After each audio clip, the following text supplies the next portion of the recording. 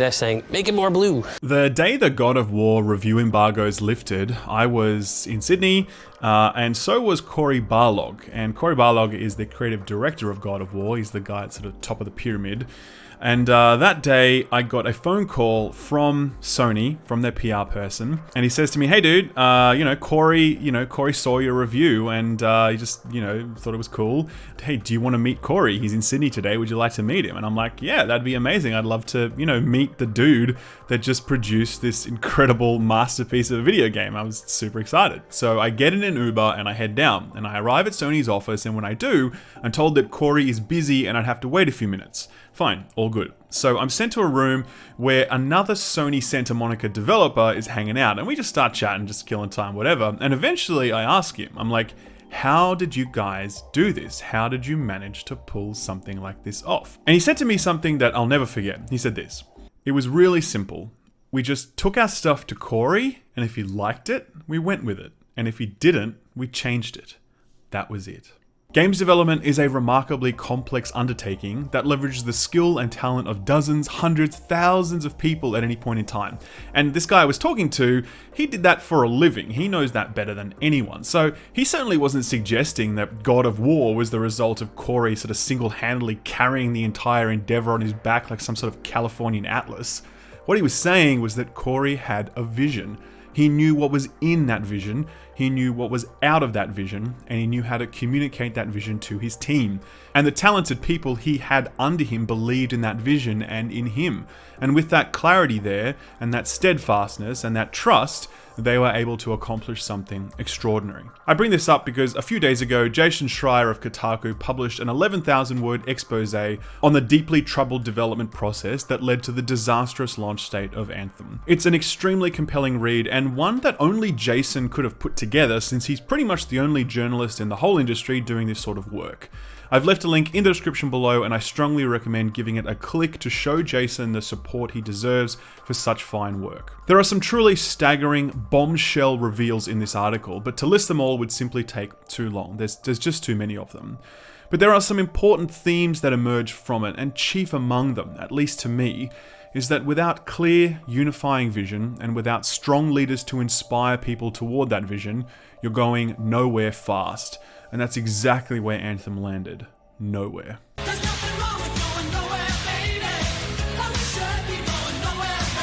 After I'd done my review of Anthem, I was talking to my brother, and I said to him, there's no way in hell that this game was in development for 6 years. I said, if you gave this final release product as a brief to an indie development team and said, build this for us, they could have turned this around in 9 months to a year. My assumption was that the game had been rebooted multiple times in its development cycle, and that the bulk of the final work was done in the last 12 months, as it had been for games like Destiny. Turns out this wasn't the case at all. The game hadn't been rebooted.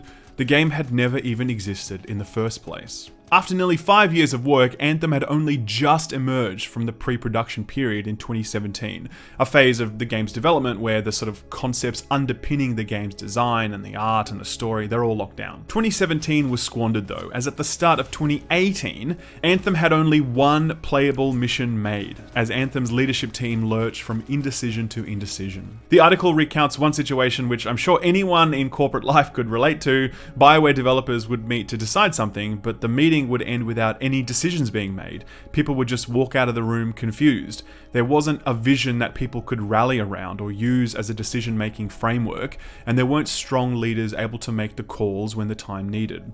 It was just a quagmire, and one that would go on to have direct consequences for the core design pillars of the game. In my review, I commented that the most frustrating thing about Anthem was that it seemed to have learned nothing from the looters that came before it.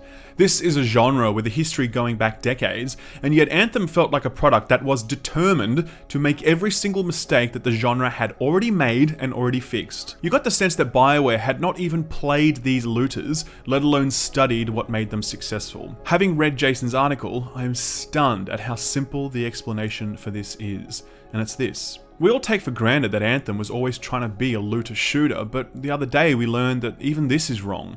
BioWare had initially envisaged a more narrow, mission-based game, with less focus on loot and grind, something closer to an action RPG than a looter shooter. Over time, and through a process of osmosis, BioWare eventually arrived at the looter-shooter template, seemingly because nothing else stuck, as though they arrived there by default. In a particularly stunning revelation, we learned that even when they arrived at the point where they knew the game was a looter-shooter, they refused to talk about Destiny internally. It was a taboo subject, and when mentioned, leaders would fire back, "This is not Destiny." It's staggering to imagine that the game to which Anthem was most analogous, and one of the more successful looter shooters ever made, an absolute pioneer in this genre in a multitude of ways, was not allowed to be discussed as a reference point for learning and evolution. It makes complete sense then why Anthem felt like such a regression for the genre. Clearly the game was never meant to be this, and so in the pre-production and design phase, the team couldn't do the necessary thinking and planning for how to execute these concepts properly. And secondly, there was such a deep-seated insecurity on the part of BioWare's leadership that they were unwilling to discuss other games like Destiny as a learning point. How could this game learn from the mistakes of its predecessors if they staunchly refused to acknowledge that these predecessors even existed? You may be asking, how could a studio have kept this thing in motion for so long when they had no clear understanding of what it is they were trying to accomplish? Obviously, momentum plays a really big part in all of this. A game was promised to a publisher and a fan base, so you have to deliver it eventually. But the other explanation is really the core thesis of Jason's article, and that's what BioWare referred to internally as the BioWare magic.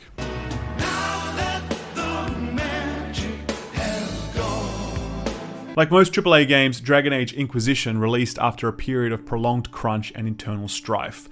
Frostbite, the graphics engine that EA owned and BioWare chose to use, was hellish to work with and required a huge amount of retooling to transition from a first-person shooter-focused engine to one that could support a third-person RPG. It was a mammoth effort and took a huge toll on the dev team, with months of crunch to get it done, but in the end, BioWare pulled it off. Consensus is mixed on whether or not Inquisition was an amazing Game of the Year quality title, but most people will agree that it was a pretty solid game. The dev team got there in the end, and internally, BioWare credited their BioWare magic as the saving grace. Yes, it was painful, yes, it destroyed lives, but in the end, they made a good video game. And the people that counted thought that that was what mattered most at the end of the day. If you read Jason's article, you get the impression that this was the first time that BioWare had crunch like this. But Dragon Age 2 was famously produced from start to finish in around 18 months. It was one of the shortest timelines for a major AAA release that the industry had seen in that generation, especially considering how long BioWare typically took to let their games cook. Crunch is not a new phenomenon in this industry, and it certainly wasn't new to BioWare by the time Inquisition rolled around. For Anthem, the impact of this BioWare magic shibboleth was that the team felt like they didn't need to face into any of the uncertainty and confusion they were experiencing during Anthem's development. They felt like this was how it was supposed to be, and this would invariably lead to an insane period of crunch, which was what was supposed to happen, and then the BioWare magic would kick in and everything would be fine. Only there was no magic this time, and the human cost was immense. Schreier spoke to developers who had to find empty rooms in the office just so they could burst into tears. They spoke of dozens of people who left on stress leave, many of whom did not return, and many who simply decided that they've had enough and they wanted out. The huge human cost associated with the lack of leadership that BioWare was demonstrating was one that would be paid by hundreds of developers who had no way to avert this fate, because BioWare's leadership weren't listening to the feedback they were getting from places like BioWare Edmonton, who had already built, shipped, and supported a live service game with the Old Republic for many years. BioWare Austin wouldn't listen to them because they felt like they knew best. I know many will try and lay the blame for a lot of this pressure at the feet of EA. As someone who does not like EA and has been very public about my distaste for the way they run their business and make their money, I have no problem telling you that EA are not to blame for Anthem's failure. At no point during this entire 11,000 word expose do any of Schreier's sources comment that EA was this evil boogeyman hovering over BioWare, forcing them to make a looter shooter, forcing them to stuff it with microtransactions, forcing them to meet unfair deadlines. 11,000 words, 19 people interviewed, and no one called EA the bad guy here for the simple reason that they weren't the bad guy. They didn't force BioWare down this path, and they didn't hamstring them in any way during the development process. Even the suggestion that they forced BioWare to use Frostbite isn't true, as this was confirmed to be a choice made by BioWare themselves during the pre-production stage of Inquisition, and the studio then became wedded to it, and it became embedded in BioWare's institutional knowledge base. The reality is that we should be thanking EA for things not being worse than they were. At one point, EA's number 2 man, Patrick Soderlund, played a demo of Anthem and basically threw it back in BioWare's faces, saying it was shit. 6 weeks later, the team redesigned core components of the game and added back in the flying mechanic, which was a feature that was constantly being added in and removed and added in and removed, and when Soderlund played that new build with the flying, he was like, yes, this is exactly what I was looking for. Flying is pretty much the only good thing in Anthem, and we have EA to thank for that. With the flight concept locked in, the studio set to work on building their E3 demo, which is the one we saw back in 2017. Now, most E3 trailers are pretty fake. They're highly scripted, they are visually touched up to look better than the real game ever could, they might have 1 or 2 features that might not make it into the final game, very standard stuff.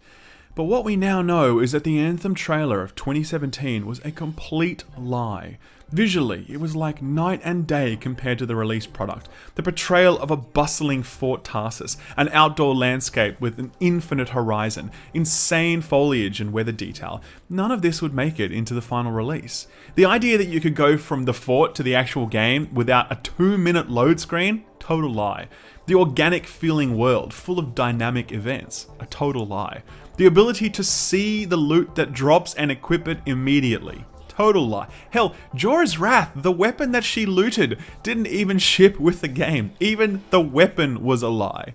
It was a lie because none of this even existed yet, and yet this is what we would be told would be in our hands, playable in the span of just a few months or a few years. As a consumer, it's natural to be angry about this, but we have to keep things in perspective. The BioWare development team, they went through hell. Lives were ruined on the back of Anthem's development. This is a serious thing. For us as consumers, the worst that happened to us is that we lost out on $60 and maybe a few hours of our time. We have to keep things in perspective, but we also have to hold BioWare to account. It's not okay to develop games like this, to churn and burn your staff, and then to lie to consumers about what they can expect. It's not okay to release a game this broken and unfinished and rely on the live service model to eventually make it good. The challenge with all this, though, is that a lot of the discussion about games nowadays has become deeply partisan and tribal. My review was one of the first major reviews to hit YouTube, and it was one that really didn't hold anything back. I could immediately see how terrible this game was, and I said as much in my review. The result was a backlash the likes of which I have never experienced before in my entire time covering games. Even bigger than when I warned everyone about like Fallout 76 when I did my beta impressions video, which people also hated back then. I had hundreds, thousands of people abusing me as cancerous and toxic and thirsty for hate clicks. I had Reddit threads that dissected my review point by point to rebut it. I had dozens of influencers and content creators, EA game changers, publicly call me out for being toxic in various reaction videos. One group of really crazed Anthem supporters began spreading this theory that I didn't understand how the game's combat worked, and that's why I was reviewing the game so poorly. It wasn't Anthem that was bad, it was me. I still get tweets and comments from these people almost daily telling me that I've lost all credibility as a voice in the gaming industry because of the way that I talked about Anthem. I think for a lot of these people, they're leveraged so deep into their support for Anthem that they're unable or unwilling to see the reality that's staring them in the face. This sort of blind support for a game is one of the reasons that publishers and developers are so comfortable with releasing games that are not finished. They know that a sizable chunk of their fan base will not only put up with it, but defend it. Let it go, let it go. My initial review was part 1. And I'd planned to do a part 2 after I'd spent a few weeks at the endgame.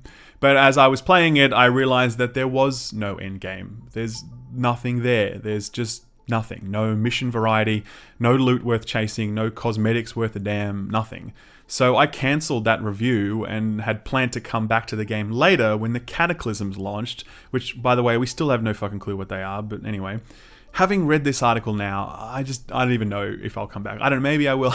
I honestly don't know yet. The thing about Anthem, this train wreck, it's a wreckage still in motion. Only a few weeks ago, it was revealed that the entire scaling math on which the game is built is smoke and mirrors, and that your level 1 weapon does more damage than a fully stacked legendary. It was revealed that having empty gear slots buffs your DPS because of the way that item level is calculated. It's still a total mystery what the luck stat is and whether or not the stat does anything, but everyone's pretty certain it doesn't. The recent patch that was meant to fix the game completely broke the game, removing guaranteed masterworks from the bosses. They went on to fix that later, but it's still funny. The new vanity chests that have been added to the game are total garbage, full of stuff no one wants, and there's still no sort of armor and things that people want to chase to make the character look cool. That whole system is basically non-existent at this point. At the very core of all of this, though, is BioWare's unwillingness to improve drop rates and make the game rewarding. You spend 20 minutes in-game to get a shot at an item which has a tiny percentage of being useful to you. It's a World of Warcraft drop rate overlaid onto a looter-shooter drop pool. It's absolutely the wrong calibration for the item economy, and everyone has been screaming this at the devs for months, and they have resolutely ignored these cries. At this point, it's clear that they don't want Anthem to be rewarding. They want it to be a soul-crushing, time-wasting grind. There's no other explanation. They want it to be this way, otherwise they would change it. My guess is that they worry that if people get geared up, they'll leave because there's nothing else to do. Well, people are leaving anyway, only they're leaving pissed off because BioWare are wasting their time. I labeled this video a post-mortem because I think that the Schreier article serves as a death knell for This is part 1 of a 2-part Anthem review. This video will focus on Anthem's campaign, story, mission design, core gameplay, early loot game, and technical state. The second video, which will cover Anthem's endgame rhythm, high difficulty scaling, class design, and build diversity systems, will come in a few weeks' time after I've had the chance to fully explore these. This video will contain minor spoilers to highlight examples, but none of that should undermine your appreciation for Anthem's main story elements. Do note that I do show footage of the last boss.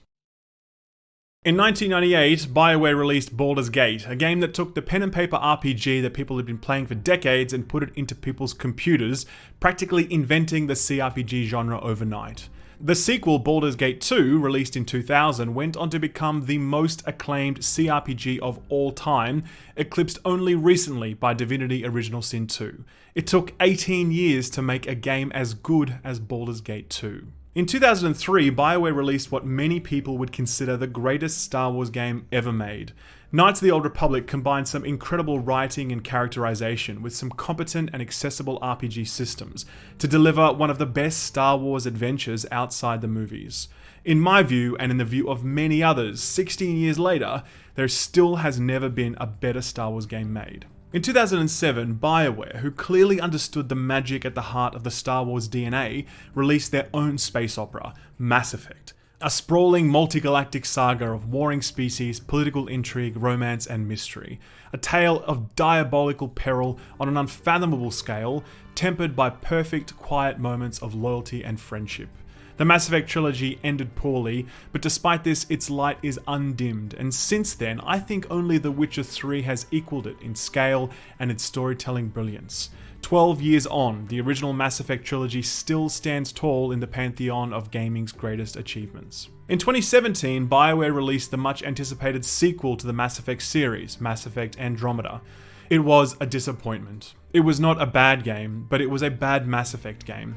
And following on from the bitterness of the Mass Effect 3 ending, fans wondered if the BioWare they knew and loved was still there, or if the passage of time had seen too much changing of the guard, or too many new priorities emerge. As the reality of Mass Effect Andromeda had set in, many people had pushed a narrative that it was the B team to blame. Developed by BioWare in Montreal instead of BioWare Edmonton, the argument went that this wasn't the real BioWare that had made all of these masterpieces, it was a satellite office who held the name but not the magic. BioWare didn't tell us this story, EA didn't tell us this story. People told themselves that story in order to maintain the hope that the BioWare that had given us so many great games was still there. They were simply working on Anthem, and when it arrived, we'd see that BioWare was alive and well and that all our fears would be allayed. Now, having played through the campaign of Anthem, I can confidently say that the story that many people told themselves was just that. It was just a story. It had no basis in fact whatsoever, because Anthem, made by BioWare's A-team, is a colossal disappointment.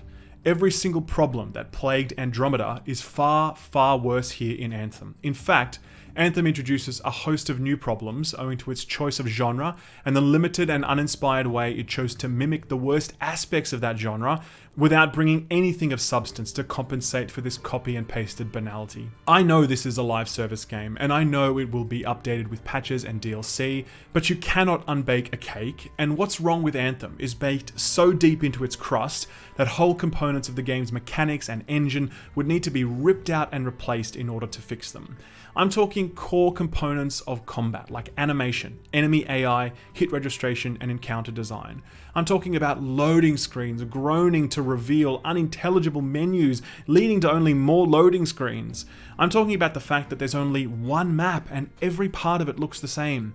I'm talking about the most repetitive feeling campaign I have ever played in a looting game. I'm talking about storytelling that is a gigantic step back for these once proud master storytellers.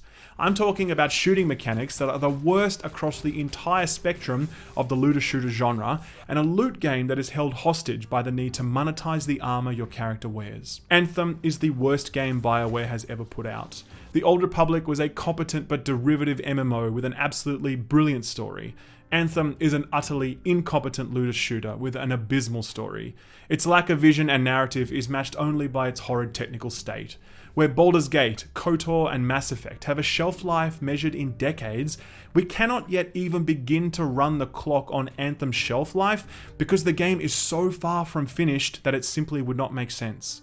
Almost every looter has launched poorly, but Anthem feels particularly weak as it fails to heed the lessons of all of those failed launches that came before it, or recognize just how competent and entrenched the competition has become over the 6 years that it has been in development. It now enters a highly competitive, arguably saturated market with no redeeming virtues and only the faint hope of future improvements to keep it alive. If 6 years was not enough to get this thing into shape, then what good will 6 weeks or 6 months be? Some people may find out, but the overwhelming majority of people will not be sticking around, myself included. In its current form, Anthem is everything wrong with AAA gaming.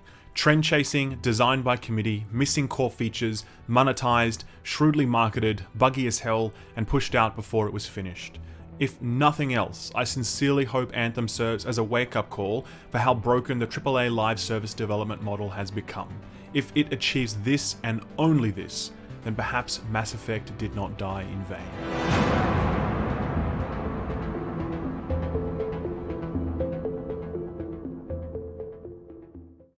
The heart of BioWare games has always been their stories. Gameplay was absolutely incredible in their older games like Baldur's Gate and Neverwinter Nights and Dragon Age Origins, but as BioWare moved into the console market, their gameplay systems became far simpler and more accessible. They were still great, they were just a lot more streamlined. Despite this, their stories remained dense, full of imagination, superbly written, particularly Knights of the Old Republic and Mass Effect. Just fantastic. Since the moment Anthem was announced, BioWare fans have been asking themselves and others, is this really going to be a true BioWare game? Is it going to have the commitment to great storytelling that BioWare is known for? With the exception of Borderlands, the looter-shooter genre has always struggled to nail storytelling, and fans wondered if Anthem would suffer the same fate as Destiny or The Division, their bland stories shoved into the background as players were invited to painfully excavate the lore through in-game audio logs or out-of-game grimoire cards. Anthem's story is absolutely better than vanilla Destiny or The Division. There are cutscenes, they have a clear narrative flow, the voice acting is actually superb, there's a clear beginning, middle, and end, it strives for some stakes and some dramatic tension, and it has some characters that work really well. It might be considered a decent enough story in most other games, but for BioWare, this story is just so beneath their legacy. It is a very, very bog-standard tale about a bad guy who wants a thing for generic bad guy reasons and a ragtag group of people trying to stop him. The foundations of the world building here are surprisingly strong. There's a cutscene towards the start of the game which really sets the scene for the battle ahead and mythologizes some heroes. But that cutscene is literally the only good story beat in the entire game. It's all downhill from there. The rest of the game, you're left looking back at that cutscene thinking, why can't I just have more of that? It feels like the lore of the freelancers and the world they inhabit is completely squandered in a story that just crescendos into absolute nothingness. And can I just say, you thought Mass Effect 3's ending was bad? Holy shit. Wait until you get a load of this. I won't spoil it, but yeah, anyway, let's move on. One of the things I found really ingenious about the way that BioWare handled the game's villain, whose name is the Monitor, is that instead of just making him sound angry and crazy, they actually voiced him in the exact same way that Josh Brolin voices Thanos. No, that's not how we conduct business. I find that pain is no substitute for money. So let's negotiate. He's quiet, he's deliberate, he's subdued, he exudes confidence and self-assuredness because he doesn't need to bellow to get what he wants. He just quietly takes it. But unlike Thanos, the Monitor has nothing interesting to say at all, and the voice is actually hiding how one-dimensional this guy is. Like, if you take any one of his lines and then voice it over with a traditional bad guy voice, you'd see that there's just nothing there. Freelancers. I was afraid you weren't coming. Yeah, but the lack of an audience is just killing it. Something like that. Let's see if you can meet me at the cenotaph. I know you'll appreciate what I'm about to do. This guy is not Darth Malik, he's not Saren, he's not Sovereign, he's not the elusive man. He's just a pretender, he's little more than a puffed up shirt, and the Monitor will hold no long-term real estate in anyone's mind except remembering the hilariously bad method of his demise. So that's plot, and I think it's generic, whatever, but there's a much bigger problem with the story, and that's the way that BioWare deliver it, and how divorced this delivery is from the core gameplay, which is absolutely unforgivable, because this is the studio, among all studios ever, who nailed a formula that seamlessly merges story and gameplay.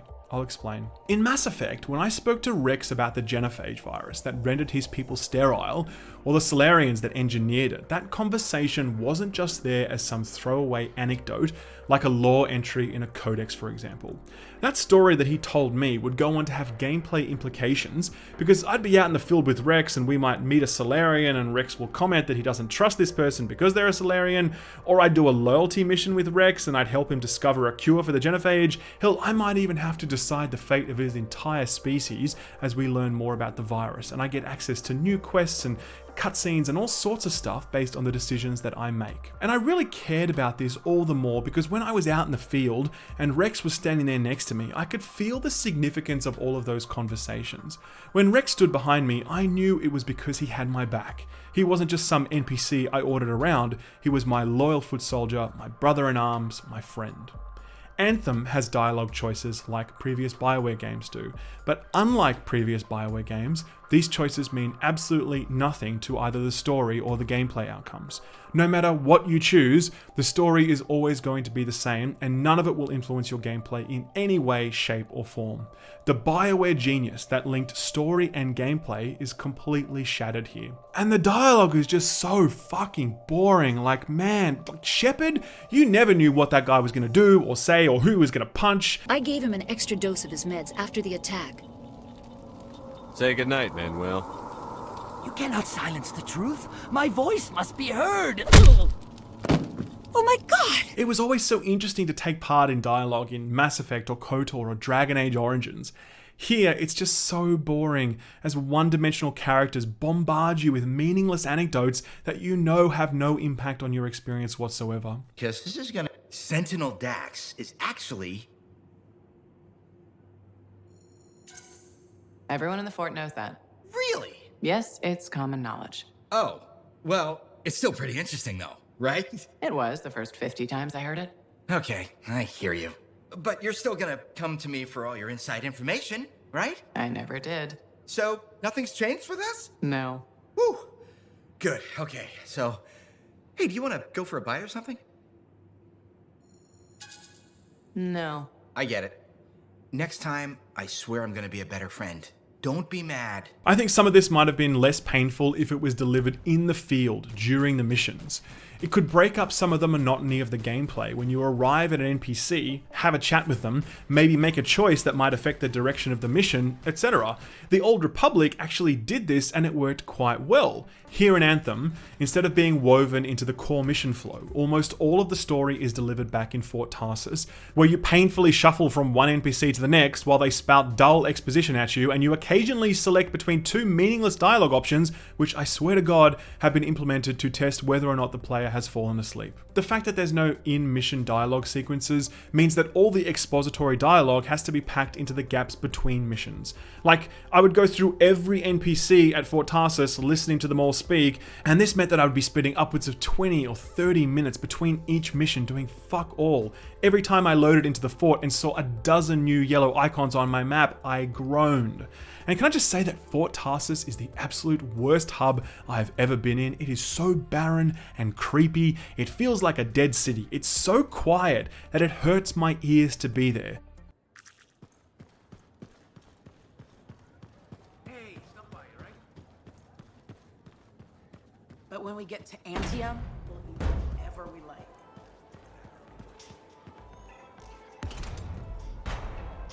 When you compare the reality of it to the reveal footage at E3, you cannot be struck by how lifeless it feels. The Citadel from the original Mass Effect game like 12 years ago was way better, way more interesting, way more buzz to it than what we have here. I have no idea how to fix this place, but it absolutely needs a rework. The first person perspective as well, it's weird. The characters all look sort of cross-eyed, and seeing them just stand there looking at you with no change in camera angle for upwards of 5 or 10 minutes, there's a reason they don't shoot movies like this. It just doesn't work there, and it doesn't work here either.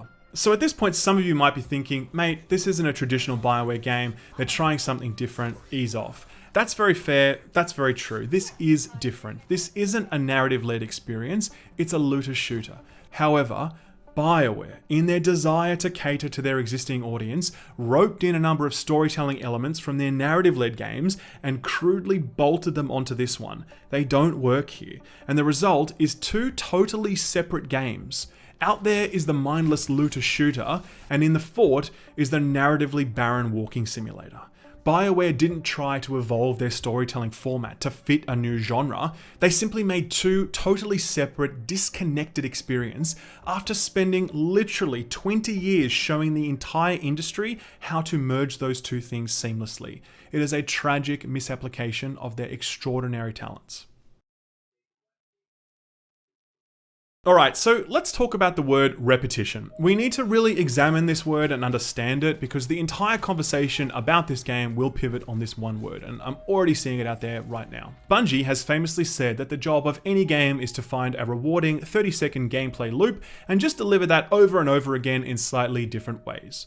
At their core, all games are repetitive. Chess, move the pieces. Tetris, drop the blocks. Mario, jump on the thing. Halo, shoot the alien. Bayonetta, kick the demon. God of War, boy the boy. All games have one or two tricks and then they deploy them in different ways. I think the goal of game development is to firstly arrive at a really good 30-second loop, and then secondly, to trick the player into not noticing that they're playing the same 30 seconds over and over again. If you've got a really good 30-second loop, then you don't need to do much tricking. If you've got a PvP game on your hands, then real-life opponents that people are playing against will do that tricking for you. If your 30-second loop is a little weak, perhaps an exceptional story will stop people from noticing. There's an infinite number of ways to do this, but the goal is always the same. Get the player excited about doing the same thing over and over again. Looter shooters, more so than most games, are defined by their repetition. You do the same missions over and over again. You kill the same enemies over and over again. You might have some PvP thrown in there for some of them, but not in others. Either way, they are very much about repetition, so it's critical that these games can nail their 30-second combat loops and do a good job of tricking players into not noticing that repetition. Now, I'm a huge looter fan. I've played pretty much every looter over the last 20 years. I've always enjoyed their campaigns because that's the first time I engaged that 30-second loop, and it feels new and interesting and fun, and also because the first time you play through the campaign missions, they feel new, and developers typically throw in enough surprises in those campaigns to keep things interesting. Anthem is the very first time that I've played through a looter and been bored of it before even finishing the campaign. This is because the 30-second loop just isn't there, and because the campaign is the most repetitive looter shooter campaign since the dark days of vanilla Destiny. We'll talk about the combat in the next section, but let's focus on the campaign for now. The issues start with the world. Now don't get me wrong, Anthem's world is stunning to look at. Its scale is incredible, the verticality is fantastic, the natural landscapes are really something. It's definitely very, very pretty. But there is one map in Anthem. One. And it all looks the same. Every single mission, every single one, is set in either outdoor ruins or indoor ruins or a cave. I look back over all the footage and I can't even remember which mission is which because all the footage looks exactly the same to me. It would be like if Destiny had launched with just one planet. I mean, The Division had just one city, but within that was a huge range of locations. Anthem just doesn't have that range of locations. Everything looks the same, and I challenge you to go right now and look at other YouTube videos and find footage that looks notably different than the footage you're seeing here. You won't be able to do it. I think a perfect example is here, where some shit goes down in an indoor setting. This is a cutscene, and there are heaps of people around because we're at this sort of like party thing, and I'm not in my javelin suit here, mind you. I'm just there, and then this surprise attack happens, and because of how the game handles environments, I sit through a loading screen for a full minute, and then I'm magically in my suit and I'm battling enemies, and there's no trace whatsoever of all the stuff I saw just a moment ago in that cutscene. Not only did this make absolutely no sense, but it was just so immersion shattering. If the game had a better range of indoor and outdoor settings, this would have been avoided because I would have just been able to play in one of those. But because everything needs to take place in this gigantic overworld, we end up with situations like this. As for what you're actually doing during the missions, there's 3 things and 3 things only. Number 1, stand on a point and defend it. Number 2, collect rocks and bring them back to a big rock. Number 3, collect glowing orbs and bring them back to whatever the fuck this is. That's it. There's some puzzles thrown in there that you can get past in like 15 seconds, but the campaign is exactly this over and over again on the one map inside either outdoor or indoor ruins or caves over and over and over again. Now, you could very easily reduce The Division or Warframe or Destiny or Path of Exile or Diablo or Monster Hunter World, any game you want, down to its most basic and repetitive elements and say, well, other games are just as repetitive. Sure. But as I've said, part of the equation is to trick players into not noticing the repetition. Anthem fails to do this more than any other looter I have ever played.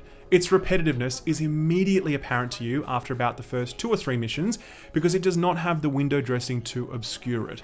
Its structure is presented to you at the very start and it never ever changes throughout your entire campaign or even at the end game for that matter. It's clear that BioWare just don't have the imagination to keep things fresh. Like this mission here where I have to kill this monster thing. Cool, fine, killed him. But then you go into the next room and you now need to kill 2 of those guys at the same time. Okay, fine, done. Then when they die, you literally need to kill the exact same enemy, only this one has like way more health. All 4 enemies were identical but for their hit points, and you kill 4 of them in a row. And that's the mission. There are other examples like this throughout the game. It is not an isolated example. So right now I feel like I've made this point as clearly as I can, but I know there's a lot of people out there that won't accept it and will just say it doesn't make sense to call Anthem repetitive but not Destiny. I get that. It's not possible to objectively prove why this game feels more repetitive than any other looter shooter I've played. I'll just say that I've played 20 years of looter games and I've never experienced something as blatantly repetitive as this. If you don't believe me, then you are certainly more than welcome to try it for yourself. The one time where there is some variation to the mission structure is at about the game's midpoint, where in order to progress the story, you have to unlock 4 tombs hidden in the open world. So when you get to these tombs and when you find them, you learn that you need to complete a bunch of challenges to get them open. And I think, okay, that sounds pretty cool. I like where this is going. This list of things that you need to do isn't presented to you in a clear, easily accessible UI. You instead need to dig through 3 layers of confusing menus to get to them. And I swear to God, most people just won't find this shit and they'll have to keep coming back to the doors. I bet you any money that will happen. Anyway, the shit you have to do: merely kill 50 enemies, complete 5 world events, harvest 15 materials, collect 15 chests, excruciating, boring filler. And when you do finally do all of this bullshit, each of the tombs you open, it's just a fucking room. There's nothing in there at all. No interesting boss or some cool item drop that you're like, yeah, that's awesome. Nothing but a stone slab and a text box. I could not believe it. This quest completely halts any momentum that might have developed for you at this point in the game. It's a solid 2 to 3 hour slog through utter banality. Before this, I was feeling like, I'm not really enjoying this, I don't know. But after this quest, and what it forced me to do, and how much of a showcase it was for all of the game's problems, I was like, oh yeah, this definitely sucks. So just as an update to this, we'll pause for a second. I know that during my recording, scripting, etc. of this video, BioWare put out an update and changed this quest. They made it so that the requirements are actually tracked from level 3 onwards, which means that hopefully by the time you get to this quest, you don't need to do this quest anymore. A lot of people are taking that as evidence of, yay, BioWare's listening and this game's going to be great now. But what they've essentially done is chop about 3 hours worth of content out of their campaign. If you think that's a good thing and that's a sign that this game is in a much better place now, cool. I think it's pretty strong evidence that the game was never in a good place to begin with.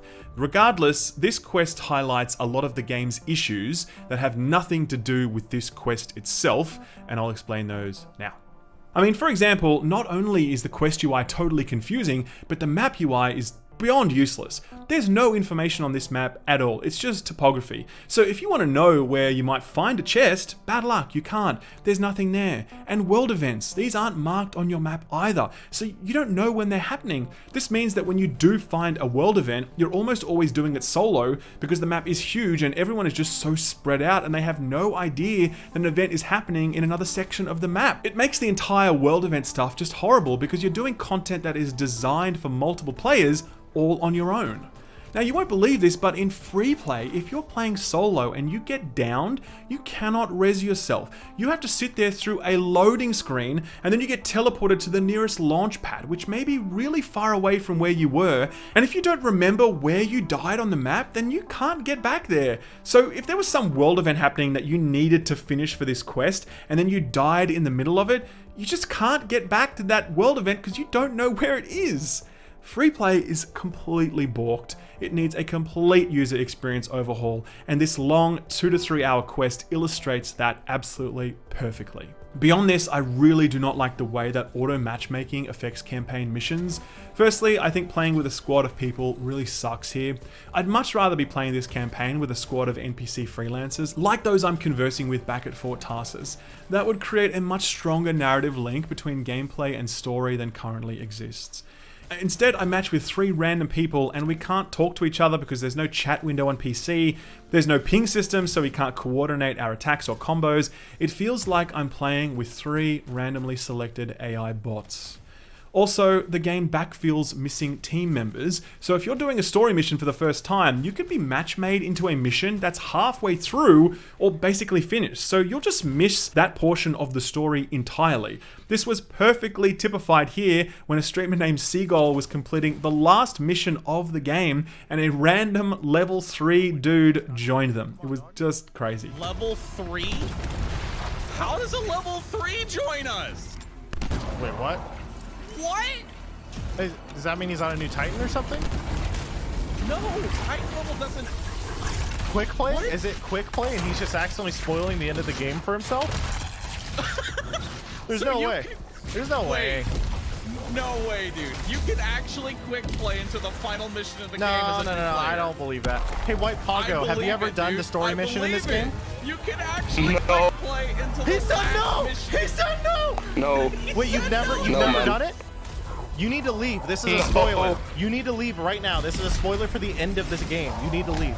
Oh, okay. If you don't encounter these issues, you'll almost certainly find that because the load times are so long, your team gets ahead of you. So you're often teleported from your current position to them with a loading screen thrown in there for good measure. And the warning you get before this literally obscures your jet bar, so you can't see if your jets are about to overheat. So like, you're racing to get there as fast as you can to avoid another fucking loading screen, but you can't see if you're about to crash. My god, what the hell has been going on at BioWare for the last 6 years? I'll make the point that nowhere in the entire campaign do you get a single impressive piece of loot that might pique your interest about the broader loot game. There isn't one drop that makes you go, fuck yeah. Instead, it's all just collecting some new abilities that have slightly better stats and some other stats that don't even make sense yet. I won't speak about the loot stuff in detail here in this review, I'll save that for the next, but I will say that I am very concerned about this aspect of the game, and I worry that the decision to remove armor from the drop pool has made every item feel like a stat stick rather than a satisfying piece of equipment that the looter shooter genre thrives on. When you do make it through the campaign, after about 15 hours mind you, you'll be at around level 20 or so, and then you'll have to continue to grind the same shit until level 30, at which point the real endgame gear grind begins. But like, why the endgame didn't begin at level 20, I'll never know. I guess they just wanted to pad it out further by giving you 10 useless levels to play with.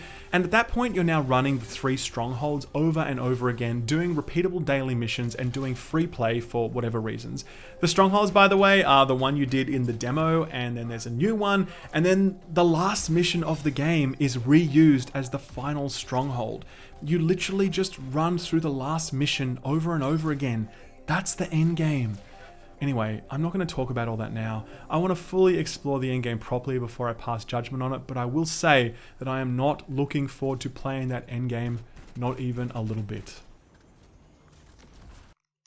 Let's come back to that core 30-second gameplay loop thing I spoke about earlier. I think most looters have launched with a fairly solid core gameplay loop. Borderlands, Destiny, Diablo, Path of Exile, Monster Hunter, The Division, they've all got combat rhythms that felt really good, even if the games themselves had some broader problems, and yes, many of the games in that list did have a lot of problems, it still felt pretty good to play those games. I think a big part of that successful looter-shooter combat loop is moment-to-moment decision making.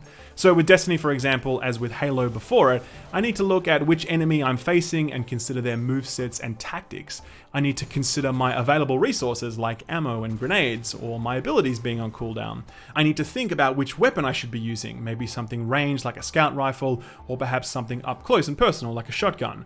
I need to consider things like cover, or how exposed I might be at a given time. Hell, I need to consider incoming projectiles, since most of the bullets in Destiny aren't hit scans, so I can actually dodge them if I know what I'm doing. I think that the 30-second loop is about knowing all these things and over time sensing them and being able to make smart, skill-based decisions within that framework. My biggest concern with Anthem's combat at this point is that I don't think it's made up of lots of tiny decisions. I think it's about engaging the most brain-dead and uninteresting enemies I've ever seen in a looter shooter, and using your 2 abilities on cooldown while shooting your woefully ineffective gun over and over again until all the enemies are dead or you are unexpectedly one-shot. I will admit that I found Anthem's gameplay really enjoyable when I played the demo, and I said as much in my preview, but I was expecting that the combat model would evolve over time as I fought new enemies or gained access to new weapons and abilities. That evolution just doesn't happen here, and with the game's missions designed the way that they are, the one-dimensional nature of combat wears thin very quickly. Enemy design and AI is a really big part of the problem. Now, I don't expect looter-shooter enemies to be particularly intelligent, but Anthem's enemies are particularly stupid. They just stand there. They don't do anything, like nothing. I mean, at least the Division's enemies will flank you, or Destiny's enemies will teleport around you or take cover or whatever. Anthem's enemies, they just stand there or they just run at you in a straight line. I think the combat has also been designed exclusively with group play in mind, which is fine if you're in missions, but if you're doing solo, free play, whatever, then problems emerge immediately. I do think that the HP gap between the low-level enemies and the shielded enemies is too high. I feel like when I go up against a red bar enemy, I can immediately melt them, but anything with a shield is probably going to KO me if I try and 1v1 him without some form of crowd control, like a freeze or something. Enemies do have weak spots to shoot at, but it never feels quite right. Like the shield guys, for example, they have these massive shields and their weak spots are behind them. Again, this is totally fine if you're in a group, but it's really frustrating if you're playing solo. You just can't hit that shit. It just becomes so annoying. Enemies also don't have telegraphs to tell you what they're about to do or where they're about to do it. The way the enemies spawn is also really bad. Like they just appear out of thin air. And I think an important part of like encounter design is saying, all right, this group of enemies will appear from here and that group of enemies will appear from there and then this guy will come up from there, so that a team can sort of plan around that and use their abilities to control the flow of battle. Because enemies in Anthem just sort of materialize out of nowhere, none of that ever happens. You can't ever lock down specific locations with any form of strategy like you can in many, many other shooters. I just think the overall behavior patterns of enemies is not conducive to interesting counterplay. With a wizard in Destiny, I know that I need to pop their shields and burn them down in that time because they will dive for cover, because that's what they're programmed to do. In Anthem, enemies don't have interesting AI quirks for you to learn and master. They just either stand there or they run straight towards you. Much of this is exacerbated by the fact that most enemy damage is hit scan, meaning that they aren't projectiles that you can see and dodge. There are definitely some of those, but there's also a lot that isn't that. So very often you'll just find yourself at low health, wondering what the hell is shooting at you and what's damaged you. These instant sources of damage are everywhere and they are so annoying, and they force you to take cover to wait for your shields to recharge. This game desperately needs some kind of instant heal or heal over time or something. I'm so tired of suddenly taking damage from out of nowhere and then having no way to patch myself up other than just to wait it out behind a pillar. Now, I know a lot of people hate Destiny, but one thing it absolutely nails is it gives lots of subtle hints to the player about incoming damage, like sound, for example. You can hear when an enemy is behind you in Destiny, so you know you're about to get hit.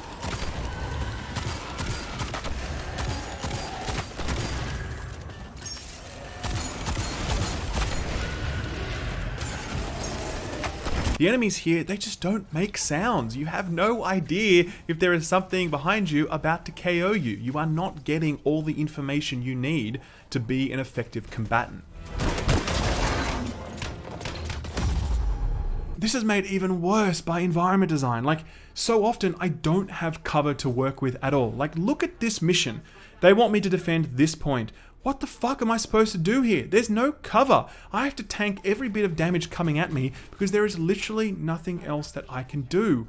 I really could not believe this when I saw it. Now, I mentioned abilities before. There really isn't much to your abilities other than just using them on cooldown. They're up so often that you never need to make real decisions with them. You just throw them out at anything because they'll be up again almost immediately. I really believe that if you doubled or tripled the number of available abilities and give them longer cooldowns and more interesting utility, you'd actually really have something here. But right now, this feels like playing Diablo 3 when you only have 2 abilities and they're basically always available.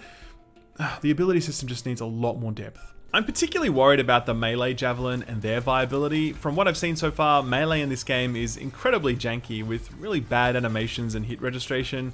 I'm always just moving through my target instead of staying on them. There's also just one melee button that you're constantly spamming, so there aren't like melee combos or whatever. My attacks also just seem to stun lock enemies, so they can't do anything in response to me, leaving me free to just spam until the one time when that doesn't work and they just turn around and one-shot me. I just don't know that this has been fully thought through, because most of the bosses, it just isn't safe or effective to engage them at melee range. If you've built a class that's designed to be a melee class, you need to design encounters that allow them to contribute. I'm not firm on all of this at this point. I definitely need to test it out more, but from the 6 or 7 hours that I've played with this javelin, it's definitely not working. To top all this off, there's just this constant delay in everything. Combo notifications seem delayed, enemy deaths seem delayed, using your abilities feels delayed, reloading feels delayed. It's just this feeling that you're lagged even though you aren't.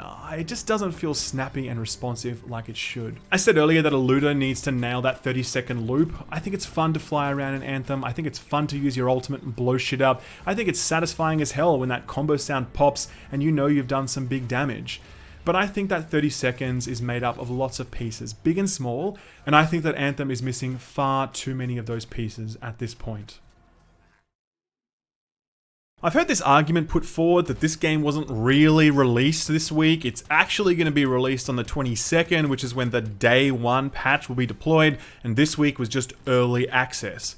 Fuck off. Look at this chart. Does it say early access incomplete game? Early access broken game? No, it says early access full game. You sold this to me and others as the day I got to play Anthem. It's launched. If you're going to make it available to paying customers then that should be when your day one patch arrives. And on the matter of the day one patch, can I just say, anyone that thinks that this patch is going to fix the game, you are lying to yourself and others. BioWare has had 6 years to get this game ready. This game is so far from complete. Do you really think that an extra 7 days is the cure for what ails this game? Yes, there will be some things fixed. I've seen the day 8 patch notes. There are important fixes in there, but there is a lot of broken shit in this game, and this patch is not going to fix all of it, so stop spreading that bullshit around. This is why publishers are shipping so many broken games these days, because they can rely on an army of idiots who will not only accept it, but also defend it to the death in the comment sections and on Reddit. Because yes, right now, the game is broken as fuck. Just to paint the picture for you, on the last mission of the game, we had to restart the mission halfway through because a door wouldn't open. So we just wasted 20 minutes of our life. Then we got to the boss and I got downed, and for no apparent reason, I got sent to a loading screen where it just said cinematic in progress for 3 minutes.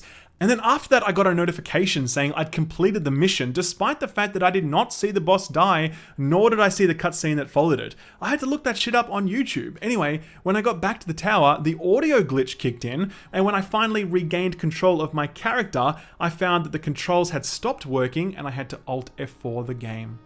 Ironically, this was the second time I missed a critical cutscene because of the game bugging out. And I only found out that I missed it afterwards when in-game mission chat started talking about how someone had betrayed me. And I was like, what the fuck? He betrayed me? When did that happen? I had to go and Google that on YouTube as well. I think one of the bigger issues as well is just how long it takes for objectives to update. I mean, watch this.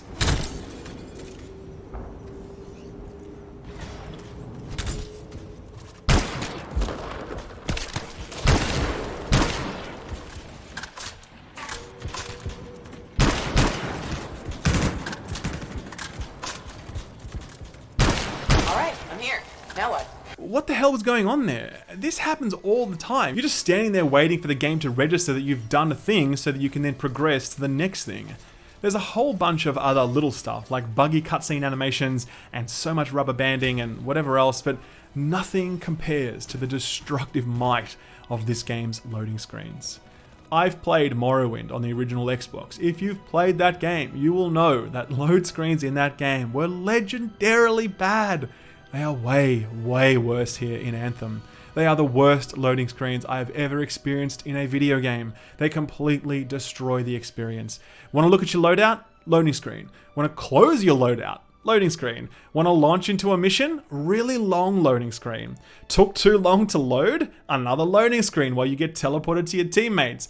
Go inside a cave? Another loading screen. Come outside of said cave? Another loading screen. Finish the mission, loading screen. Arrive at the post-reward screen, which is completely fucking useless, by the way. Why is this in the game? Anyway, close the post-reward screen, loading screen, arrive back at Fort Tarsus. Want to equip your new upgrades? I think you get the picture at this point. The load screens in this game are the absolute antithesis of the immersion that this game is trying to create.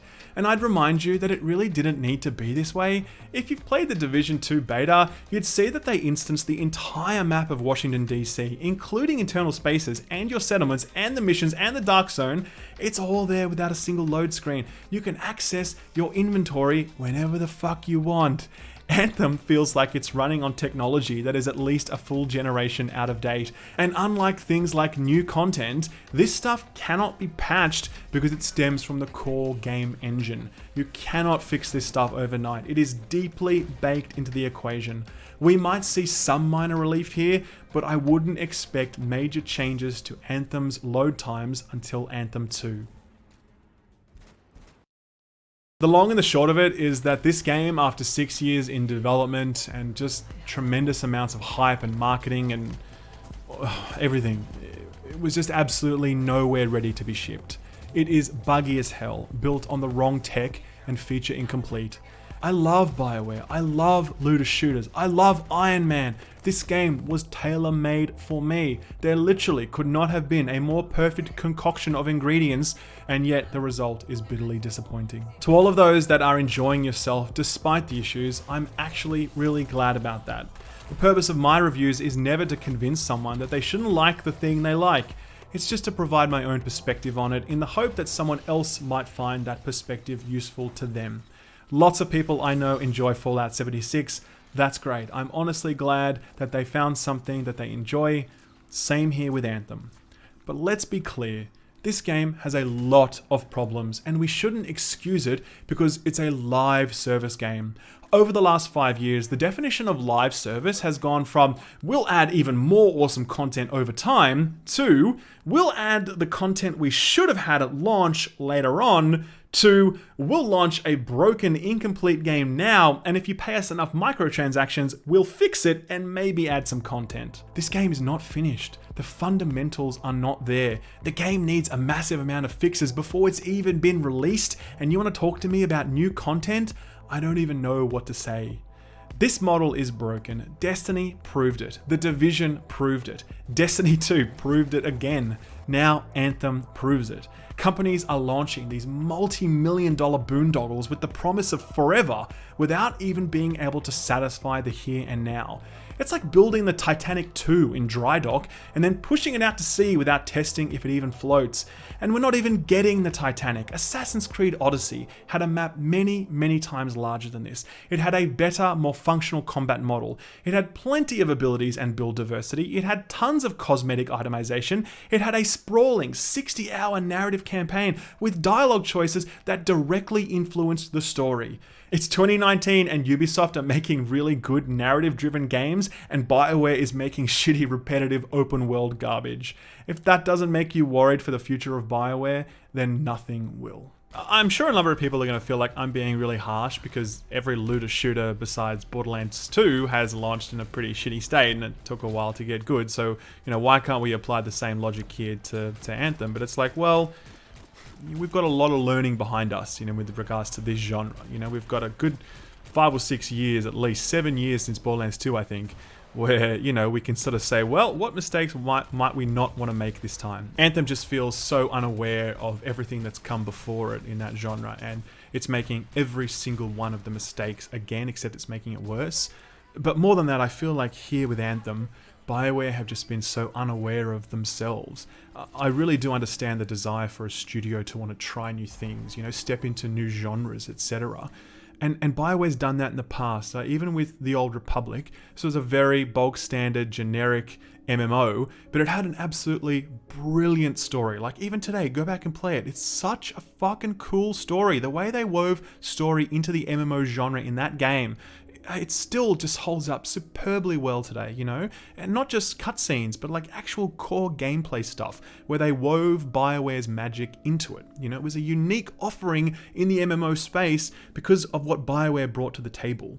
And here with Anthem, there's just none of that. There is no awareness of BioWare's skills, no awareness of their capabilities, no awareness of their legacy. This is just a really average looter shooter with none of the BioWare magic. And as I said, I just feel like BioWare made the wrong game and they made it in the wrong way. And, you can patch stuff, you can add new weapons and mechanics and all that sort of stuff, but you can't patch in that soul. And it really feels like Anthem is just missing soul.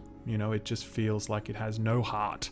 And, it's the story of Anthem's like, it's this song that you can hear, and some people can hear it and some people can't. It's like, well, BioWare games have always had that anthem running through them. They've had that thing that people could hear, and there's just no sound here at all. And that's why I'm so disappointed with Anthem.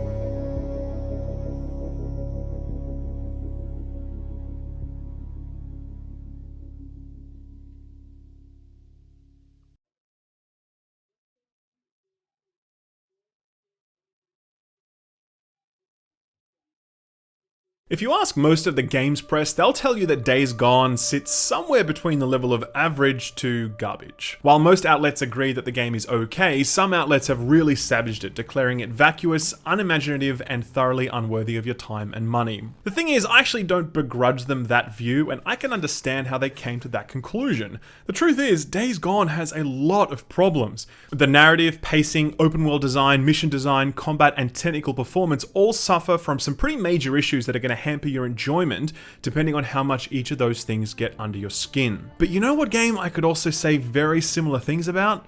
Red Dead Redemption 2, a game that has one of the highest Metacritic scores of all time at 97%. And I think that Days Gone becomes a fascinating case study in how reviews evaluate narrative-driven games and how much slack they're willing to cut any gameplay and technical issues when the writing is good enough. I will tell you right now that I think there's very little separating Red Dead and Days Gone but for the quality of the writing and how populated the open world feels. And the shrinking horse testicles, of course. There's been one thing that people have been noticing since the very first trailer was revealed, and that is that the horses have realistic testicles that are fully animated. Both of them are open world games where the world feels rather static and unchanging despite your actions. Both of them have clunky controls and painfully average combat mechanics. Hell, both of them rely on slowing down time to help crutch how bad the shooting is. Both of them are led by a rough outlaw-style protagonist with a fierce loyalty to his own and a heart of gold. Both of them are about the sacrifices needed to survive in a world that doesn't want them there, and where rival gangs and factions are breathing down their neck. Both of them suffer from serious pacing issues that massively undermine the overall narrative impact and risk exhausting the player before they reach the finish line. These are, in many regards, very similar games. I think the comparison becomes even more stark when you consider something like The Last of Us, a game that many consider to be the greatest interactive narrative-led experience and one that sits at 95% on Metacritic. The Last of Us is a game starring a broken man who lost his loved ones at the start of the outbreak of the zombie apocalypse, so exactly the same as Days Gone. Gameplay-wise, Days Gone is remarkably similar to The Last of Us, stealth-focused against zombies with the odd bit of fisticuffs and gunplay.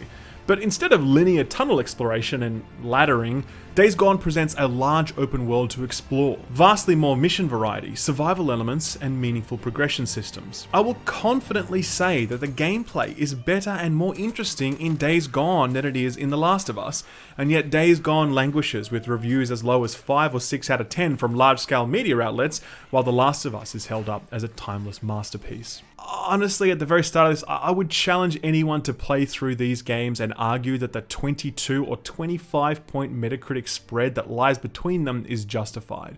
I think it would be a very hard case to prosecute. Now, I don't want to be obtuse here. I get why a game like The Last of Us and Red Dead get the reception they do.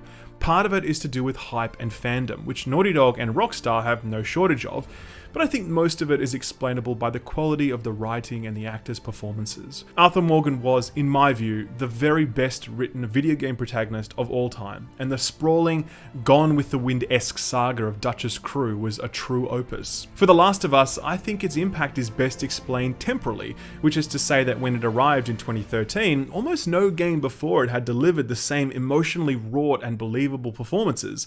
Had The Last of Us been released today, I suspect its positive reception would be far less unanimous. For games such as these narrative-led action games, they live and die on the strength of their story and characters. And I think that where I disagree with the majority of the gaming press is in how redeeming this story and these characters are. The writing isn't as strong as Red Dead or The Last of Us, but it's strong enough that I really enjoyed this Days Gone experience despite its many, many weaknesses. If you take only one thing away from this video, I hope it's this.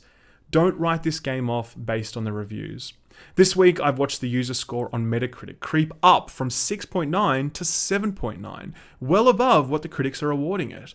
Gamers are not shy about sharing their dissatisfaction with a product, and if this game was shit, then it would certainly be reflected in the score. But it's not reflected there because the game isn't shit. In fact, despite its issues, I actually think it's pretty good. I'm going to show you why I think that, but I'm also going to show you all of the stuff that sucks. There's a lot of negative shit to talk about here, and I'm going to go through all of it so that you can make as informed a decision as possible about whether or not to invest the time and money into Days Gone. But remember, at the end of the day, I'm recommending this to you as something worth checking out because I think it has a lot of heart in it. There aren't too many games that come out like this, and you can tell that the developer really put it all on the line. Anyway, enough preamble. Let's get started. Let's begin by making clear what you're getting in the box if and when you pick up Days Gone. This is an open world action game set in a post-zombie apocalypse world. You're in a small slice of Oregon and you're trying to make your way as a drifter bikie when disaster befalls your friend Boozer. You must be brought low, biker man, for you are lost and we are found. We will show you. You are not one of the found. His arm is in pretty bad shape, and to help restore him to health, you start engaging the various camps dotted around the map, each of them with their own personalities, politics, and secrets for you to contend with. Overarching all of this is your desire to figure out what happened to your dead wife Sarah, who you lost track of when everything started going to shit, and who you've never been able to move on from despite the passage of time. Immediately, Days Gone makes smart decisions about how it handles its open world design components. First, the map you're on, it's actually pretty small. You will retread numerous locations multiple times, and far from being a weakness, I always consider that a strength because it means that you come to know these places. You know where the good vantage points are in shootouts. You remember what went down at specific spots as you drive past them again. The space comes to mean something to you rather than just bury you in endless forgettable square mileage like so many other open world games are wont to do these days. It's also quite a pleasant world to explore. It isn't stunning all the way through, but it really does have its moments, especially as you transition from the dense, green, wooded forests to expansive deserts, or when the snow finally begins to fall and the entire map is transformed. Days Gone isn't going to win any awards for visual presentation, but it's clearly very passable, and I think the serenity of the space complements the feeling of being a lonely road warrior, out there with nothing but your thoughts on the open highways and dirt roads. But do you know why we keep going? No.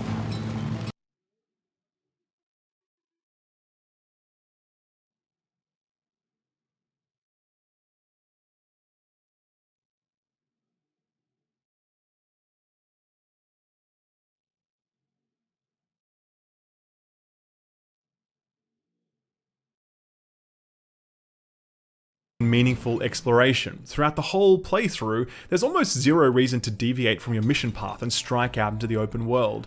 Yes, there are bandit camps you might jump into, but missions will send you there later anyway. Yes, you might find a random civilian in trouble, but these events are randomly generated and can literally happen anywhere on the map, not in specific locations that you might uncover through exploration. Had the game offered you unique character interactions or dramatic moments or useful upgrades, we might have had some reason to spend time exploring places we otherwise shouldn't, but in the absence of these things, you'll find yourself sticking to the rivers and the lakes that you're used to. Structurally, I'm really pleased to report that Days Gone doesn't lean into the mindless, grindy busy work that are the worst aspects of the open world genre. When you're not on a mission, you can strike out in any direction to find freaker nests to burn down, bandit camps to clear, freaker hordes to eradicate, or just abandoned buildings you can loot.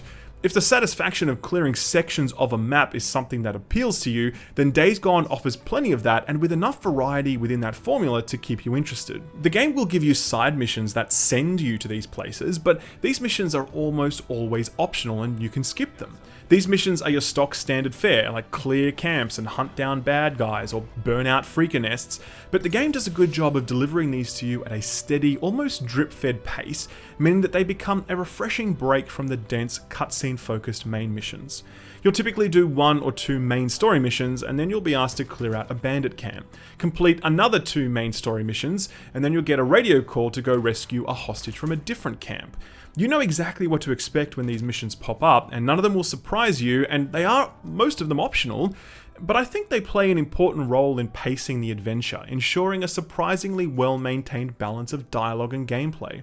I personally hate doing open world busy work, but I found myself doing and enjoying these quests because they always felt like they arrived at just the right times when I was looking for something different to do. I'll also make the very important point that there's no grinding required in this game either. Games like Assassin's Creed or even The Witcher 3 will force you to grind levels before continuing on the main story quest, but because Days Gone doesn't have any level gating and enemies don't scale or become more powerful throughout your playthrough, you can tackle every mission as you find it, which immediately flows into the next mission uninterrupted. I think this is where I really want to push back on a lot of the criticism that Days Gone has been getting about its open world design, with a lot of that criticism saying that the game is repetitive and it lacks innovation. I think these are both unfair charges to lay at the feet of Days Gone. This game is some 50 hours long, and I almost never felt a sense of repetitiveness set in.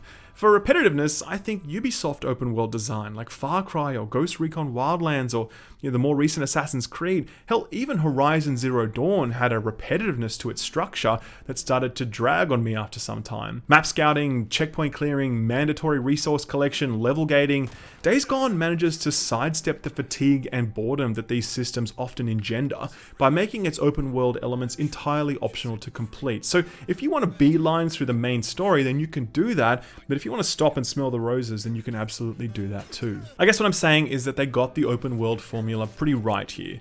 I really hate open world grind, I really hate forced side quests, I really hate level gated content. Days Gone does away with all of this to deliver an open world that isn't particularly beautiful, it isn't particularly dense, and it isn't particularly surprising, but it's all open to you and you can engage it without having to suffer through boring, grindy shit, and that freedom to experience it on your terms becomes a useful tool in pacing your 50-hour journey and provides more than enough satisfaction to those looking for an open world fix. Alright, so I gotta be straight up and say that I have a lot of problems with most of the gameplay systems in Days Gone. Some of those are minor complaints, some of them are really big yikes territory that completely destroy certain parts of the experience for me. Let's talk about the survival elements first. When we say survival elements, what we generally mean are gameplay systems that force you to constantly forage for consumable resources. In Days Gone, this is manifest most notably with your bike, which is in constant need of fuel and scrap parts used for repair. Now in theory, this is a really cool idea because yeah, you have a bike and you need to maintain it.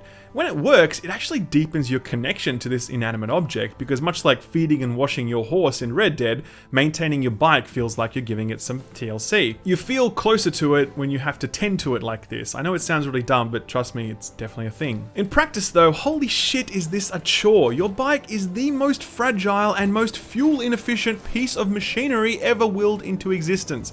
It is not an exaggeration to say that if you crash your bike once by accidentally driving into a rock or something, your bike will lose like 75% to 100% of its health and require repairs. It's no exaggeration to say that you can drive your bike for a total of 5 minutes before you need to refuel it. 5 minutes! Imagine playing an open world, vehicle-based game, but every 5 minutes you need to stop for fuel. You can fast travel in this game, but doing so also consumes fuel. So when you arrive at your location, the first thing you need to do is either buy or scrounge for more fuel.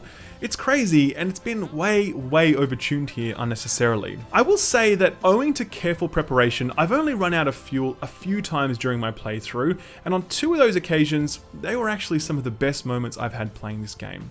One time I was right underneath a horde of zombies, so I had to carefully sneak around while I was hunting for fuel so I didn't disturb them. And the other time I just couldn't find any fuel for ages. I spent like 30 minutes walking up and down roads looking for fuel because I was kind of stranded out in the middle of nowhere. I know this sounds annoying, but separate from my bike, I had to contend with all of the game's systems at once. Combat, exploration, stealth. I really felt like I was experiencing the full game in that moment, and it was really great, but I think that I appreciated it because of how rare it was. And had I not planned my fuel so carefully, and had I found myself without fuel more often, I probably would be less charitable in my description of these circumstances. Overall, I feel like these elements had the right intention and even the right design, they just weren't dialed in correctly. Had they been a little bit more forgiving, you still would have had to contend with them. You still would have felt like you were surviving the apocalypse, but you wouldn't have felt felt like it was so oppressive. When you're off your bike and you begin engaging enemies in combat, you'll typically start by using stealth. Now, to its credit, Days Gone has a surprisingly functional stealth system. You can use shrubbery to avoid detection, throw rocks to distract enemies, stealth kill silently, and then disappear out of view before anyone knows what's going on. The problem is that enemy field of view is comically bad, and it really shatters the sense of immersion and satisfaction.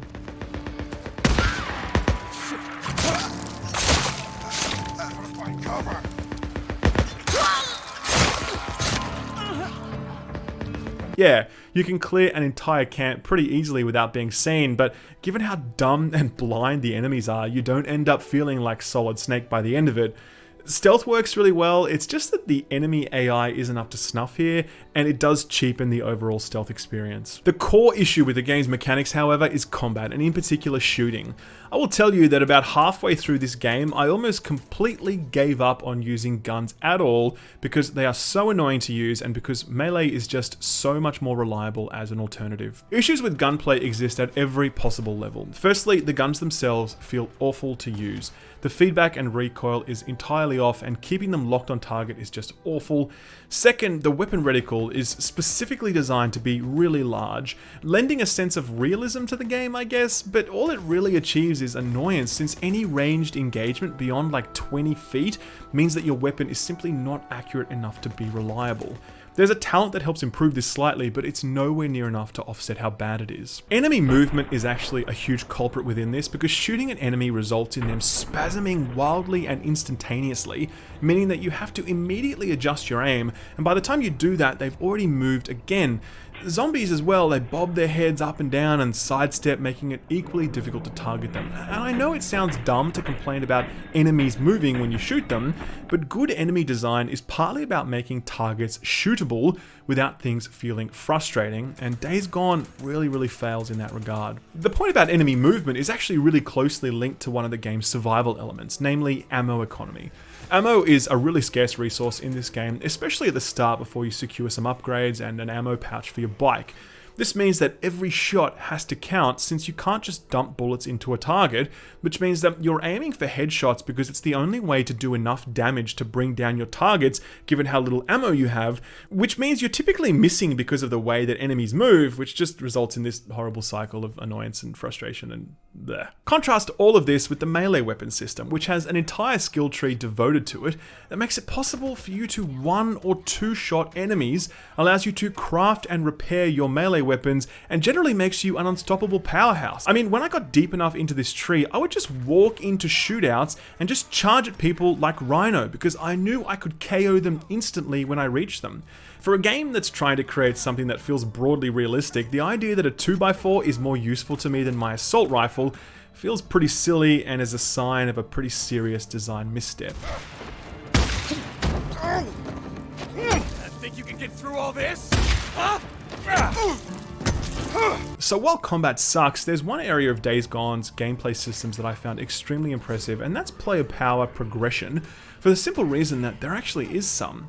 See, in most games these days, particularly AAA games intended for the mass market, player progression is more like faux-gression, because while you have all of these new weapons and armor and mods and upgrades and talent trees, they're all meant to make you feel more powerful, your enemies become more powerful as well, which really just cancels out the net increase in your power relative to the enemies.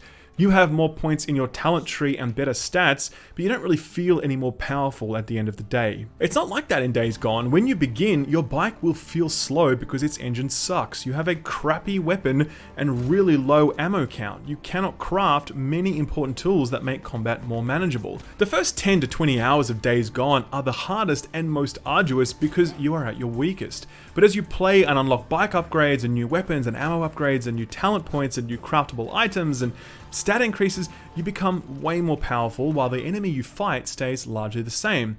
There are some new enemy types introduced and some of them have more HP, but 98% of the time you're fighting enemies where the power differential can actually be felt, and I really enjoyed a AAA game having the confidence to develop a progression system as meaningful as this. Despite this, I won't conceal the fact that much like Red Dead and much like The Last of Us, I really enjoyed Days Gone up to the point where the guns are drawn and it's time to play the video game parts of the video game. I know for a lot of people this immediately relegates this title to a hard pass. You want your video games to have good gameplay, right? Interactivity and agency are the principal virtues of the medium. Sure, I get that, and I can certainly respect that view, but it's not one I subscribe to. I think there are lots of incredible gaming experiences I've had that were about everything other than the gameplay, so I'm willing to overlook these parts of Days Gone because I'm playing it for all the other stuff, and the frustrations that I do encounter aren't so egregious that they ruin the experience for me. I was reflecting recently on perhaps the biggest criticism of Days Gone, the one that complains about it being just another zombie game, and this idea that we're all so sick of zombie stuff and Bend Studios should have dug deeper to come up with something more imaginative.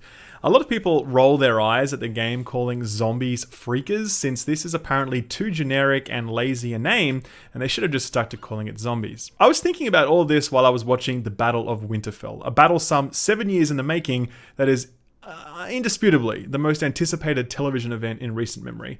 A battle against zombies, imaginatively named White Walkers because they're white and they walk. It was then that I realized that what people are complaining about with Days Gone isn't the presence of zombies, it's how generically they're implemented. It's not that zombies are bad, it's just that they aren't good in Days Gone. Having completed Days Gone, I've come to a viewpoint that I really wouldn't have expected at the outset, and that's that this shouldn't have been a zombie game because it wasn't really a zombie game in the end anyway. Yeah, we're in the post-zombie or freaker apocalypse. Yeah, they provide some elevated tension here and there, but the truth is that most of the story, and certainly the best parts, aren't about the zombies at all. They're about the struggle that each camp is facing to maintain order in its ranks, or deal with bandit incursions, or negotiating treaties with other camps, or rescuing people who went out on patrol and never came back. Yes, the catalyst for all of this are the zombies and the collapse of society, but there are lots of different ways for a society to collapse, and I really feel like had the developers chosen one of those, you wouldn't have so many people rolling their eyes and dismissing Days Gone as just another zombie game. I actually feel this really strongly because of how much I've enjoyed Days Gone's cast, its setting, its storyline, and its themes. Deacon St. John is the center of it all, and voiced by Sam Witwer, he does just such an exceptional job of making Deacon so charming and engaging and watchable. The bike that your men stole, that your men parted out. Salvage, Deke. Salvage. All right. I'll try to keep that in mind. By the way, nice hat. What? No, this one. Don't you ever touch Now, hold on. Leon wore a hat like this, didn't he? Oh, go, I swear to God. Don't. You want to do business in my camp? You start doing some runs for me. Every single line is so perfectly delivered, whether he's shouting from his bike or whispering in a cave. This guy just nailed this role, and Deacon himself is a fairly compelling character, though nowhere near as deep or as well written as someone like Joel or Morgan or even Kratos or so many other incredible gaming protagonists. I think that at the core of the character is this missing piece, namely the one that really reconciles Deacon's bad side. I mean, you keep hearing about how badass he is and how he had this life as an outlaw biker and drifter, and people talk to him like he has this reputation for being tough and ruthless, but all you really see is the sort of nice guy side of it, and it kind of is like he's playing dress up as a biker rather than being an actual hard-ass biker. Like, his outfit doesn't really suit him in a way. Like, his face is sort of too kind for all of the deeds that are attributed to him. I think the best way to frame it is to contrast him to Daryl from The Walking Dead. Now, this dude is proper badass. You feel it in every line, in every glance. He just nails the ruthless, uncaring lone wanderer who's just sort of concealing how much he cares for those around him. Daryl feels on point in a way that Deacon never quite does. Through Deacon, though, we're able to see a really worthwhile and interesting character arc.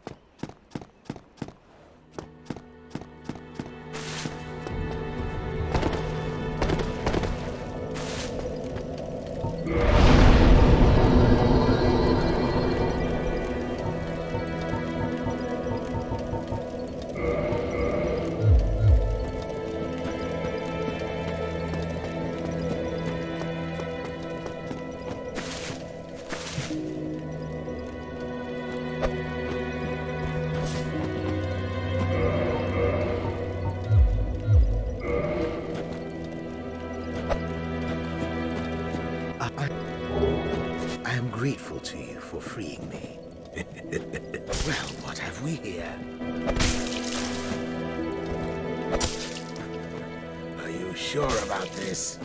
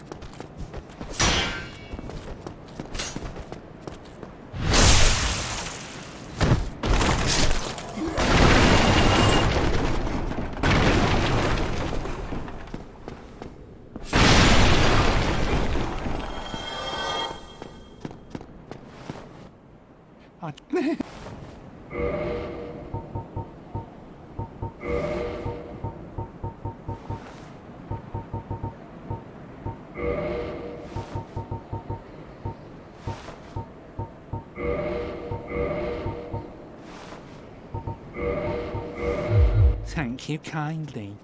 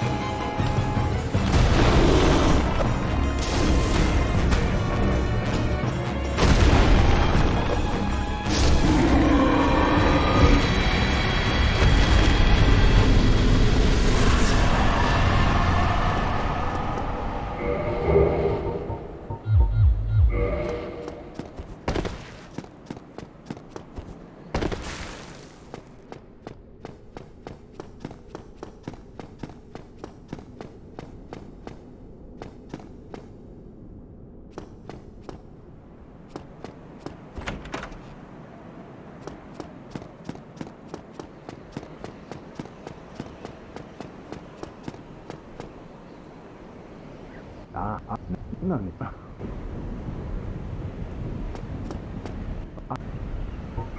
The way I can is please. We have the back to have a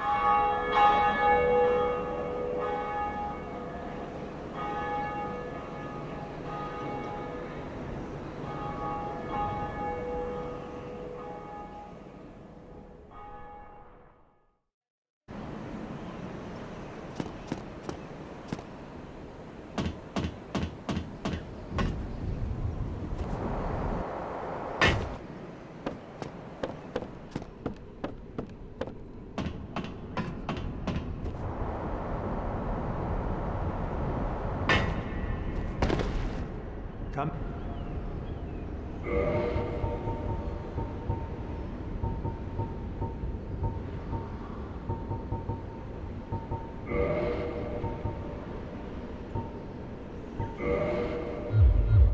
Thou art welcome any time.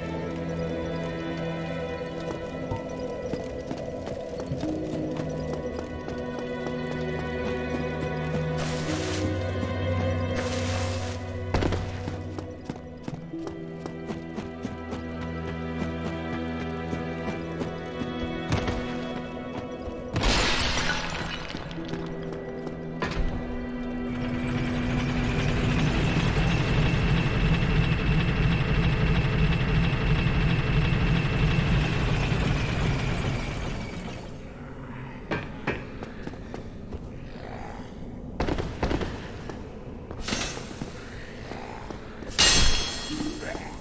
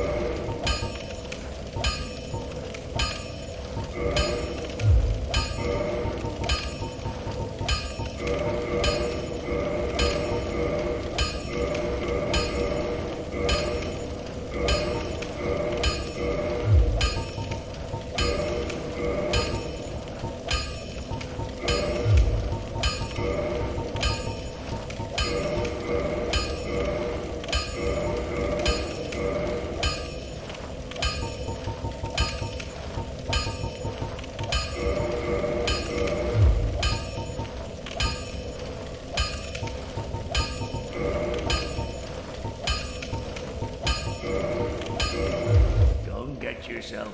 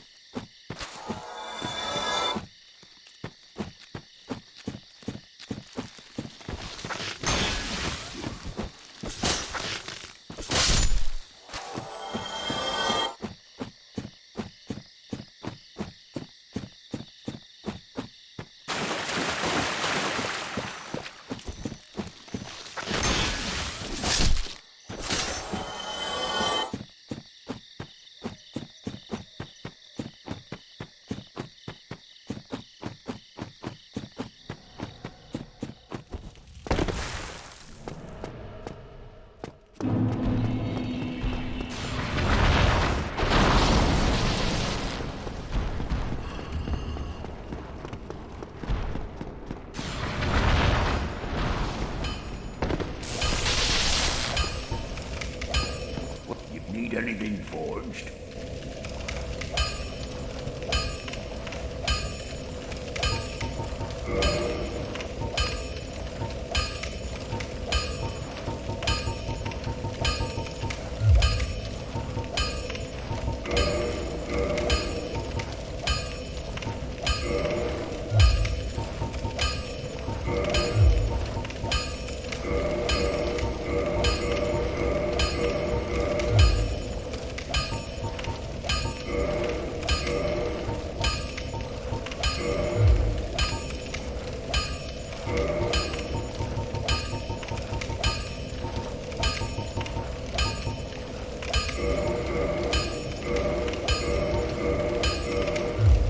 Come get yourself.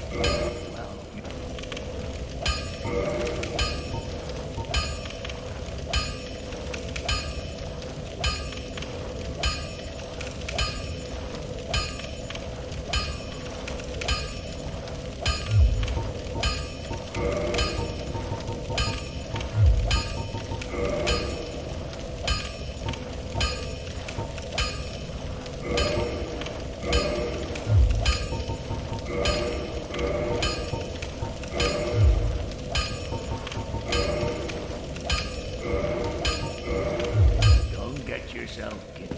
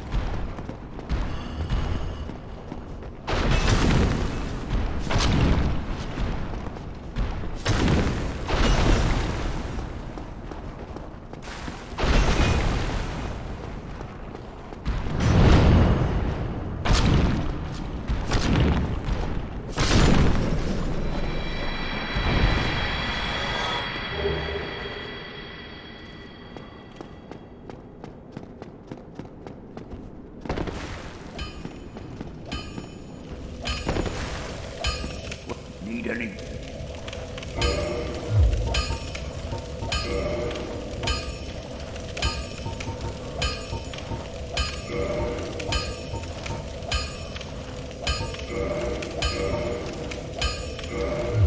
Don't get yourself killed. What? Need any? Don't get yourself.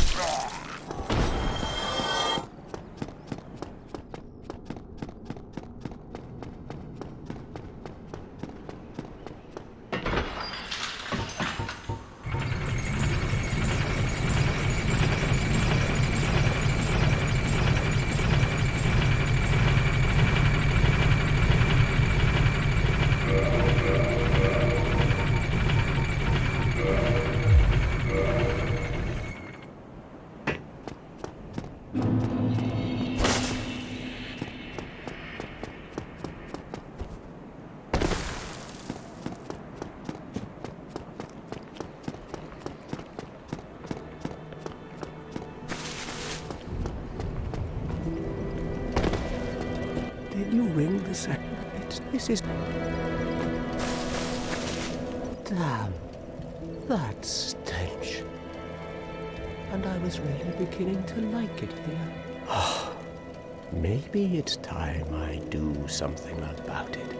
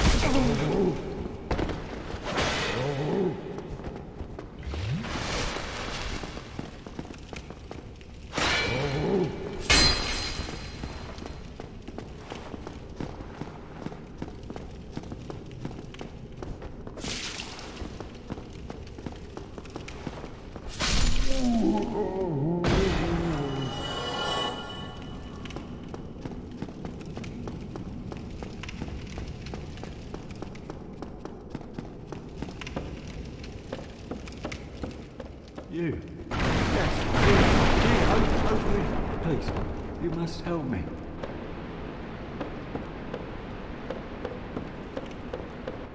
I'm out.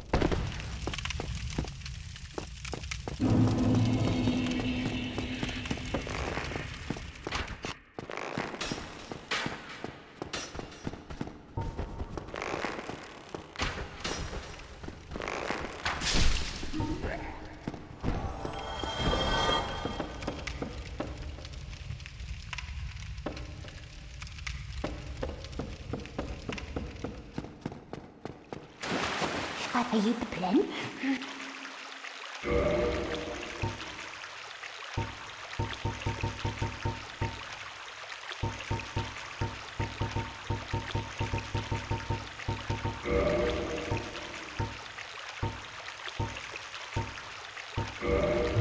Come again, people.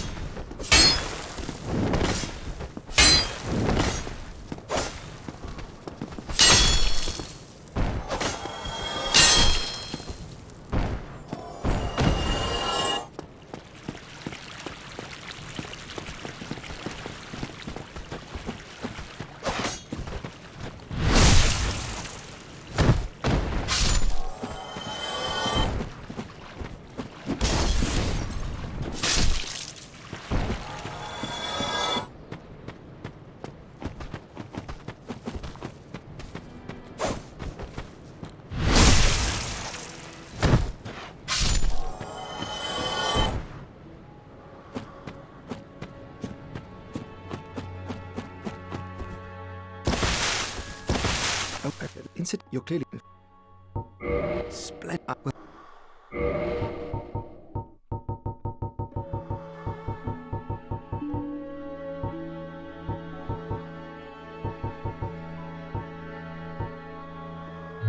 Goodbye then.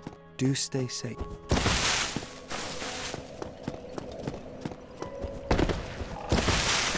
Well, I think you. Oh, really?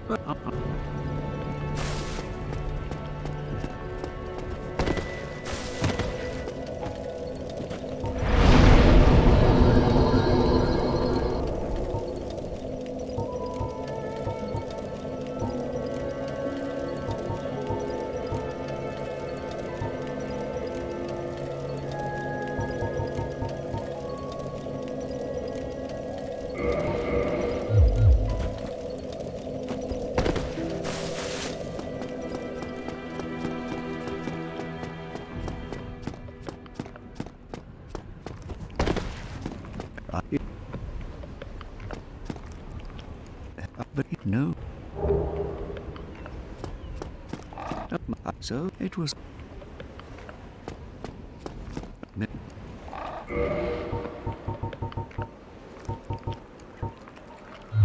Come again.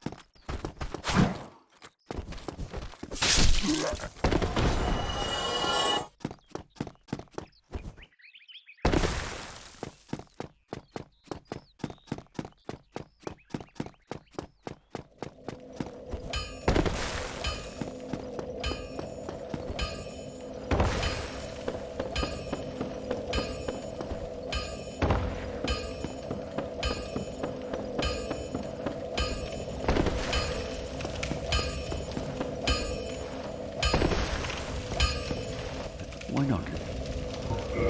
Why?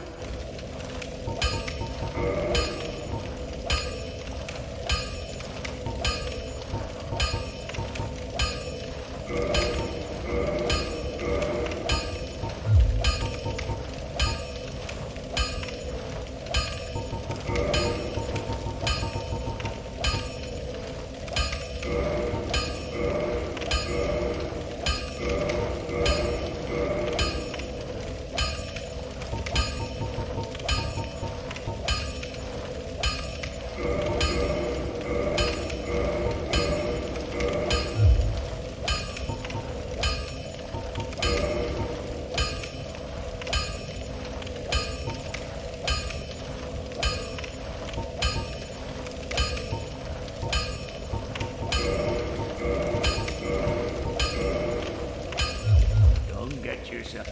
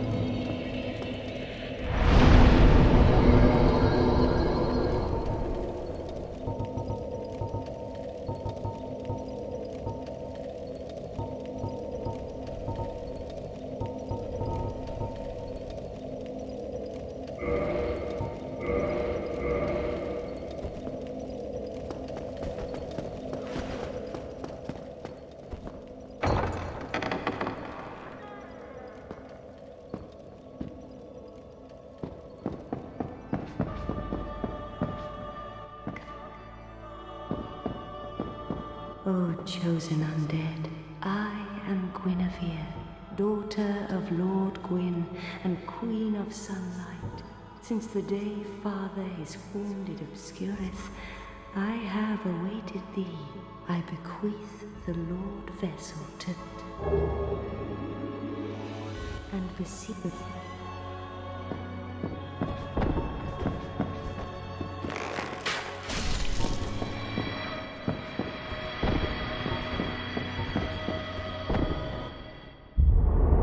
Thou that tarnisheth the Godmother's image, I am Gwyndolin. And thy transgression shall not go unpunished. Thou shalt perish in the twilight of Anor Londo.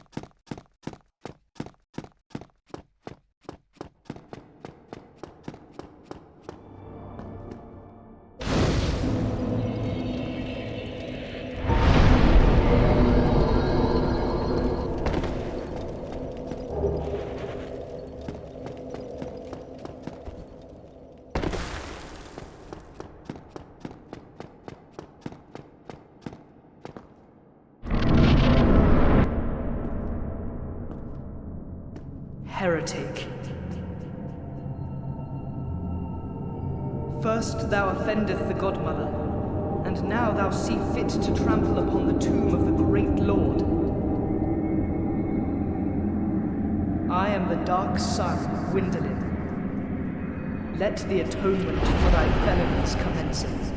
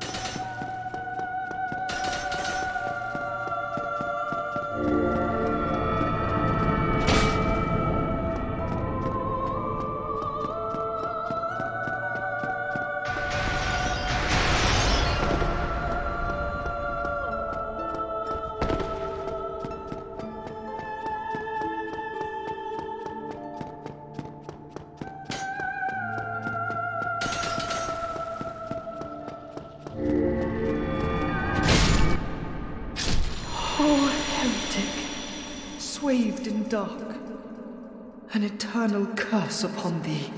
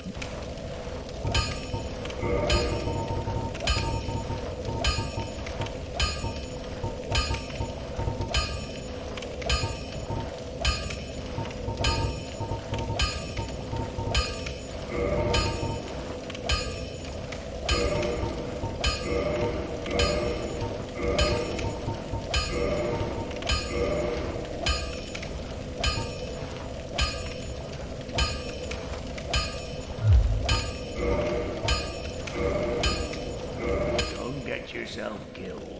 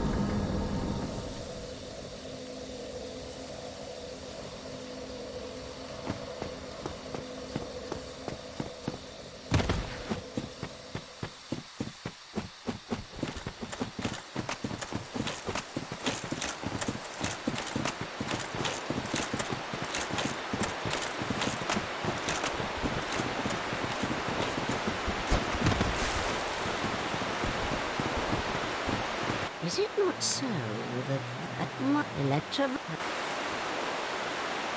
Well... I...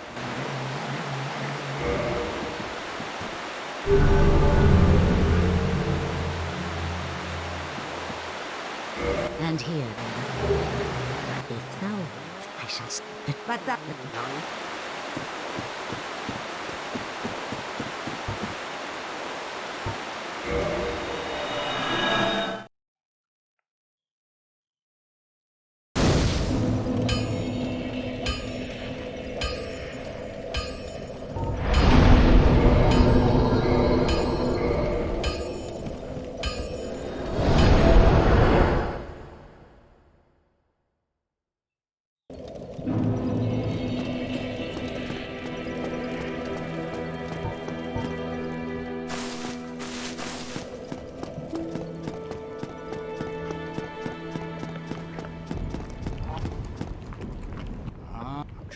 And the very so that now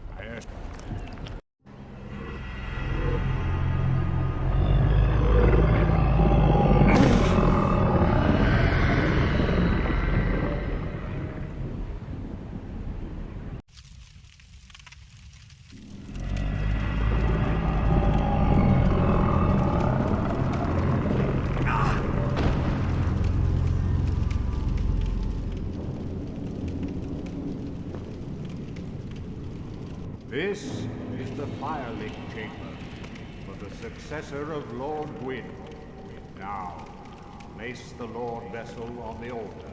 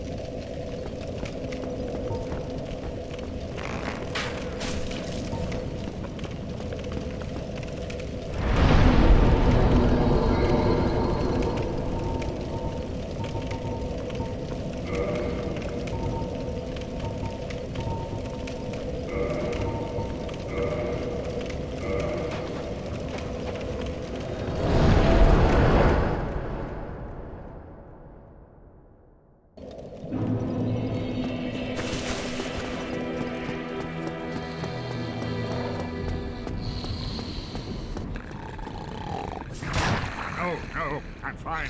I'm fine. Well and wide awake. Do not treat me like an old withering snake.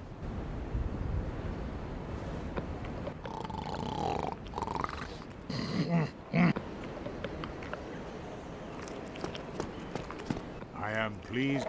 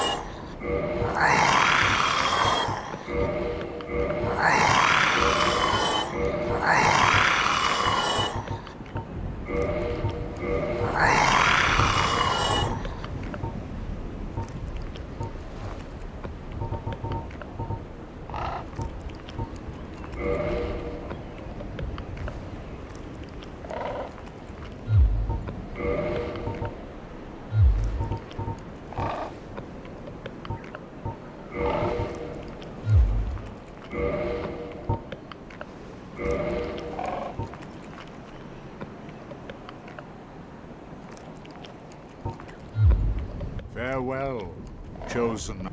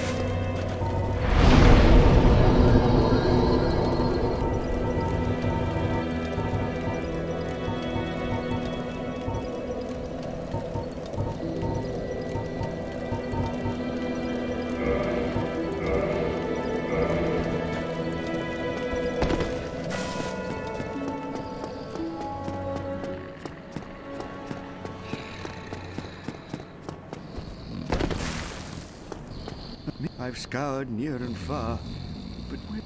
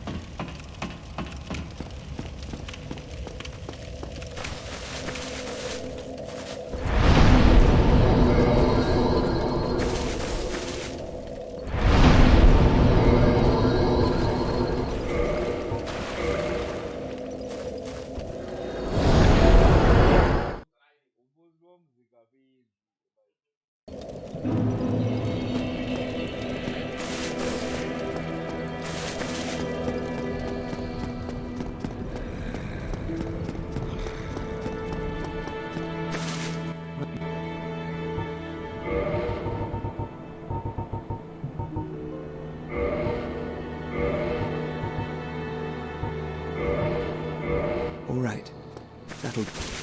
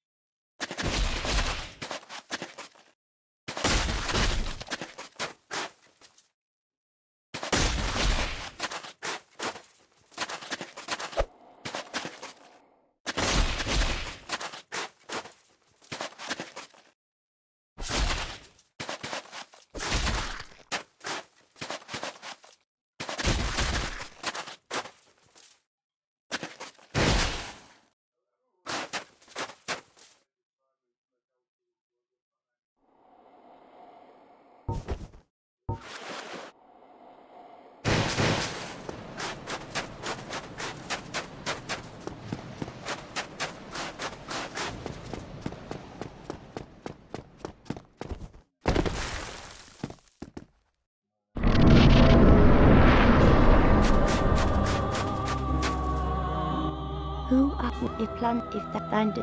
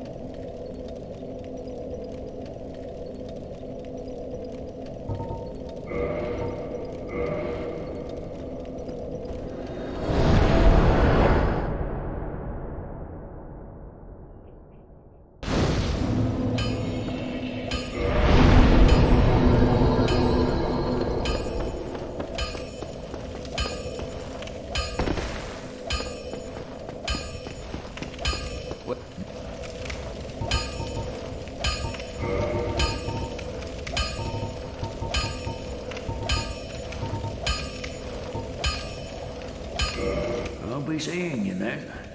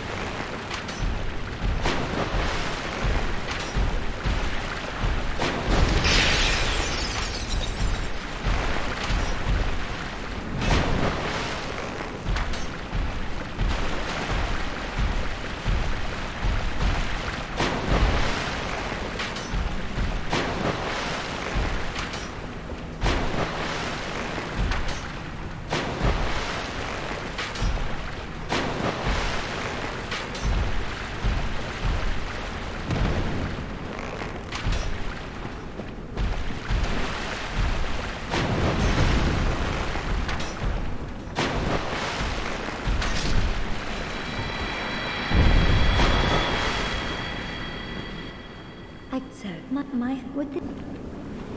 My heart...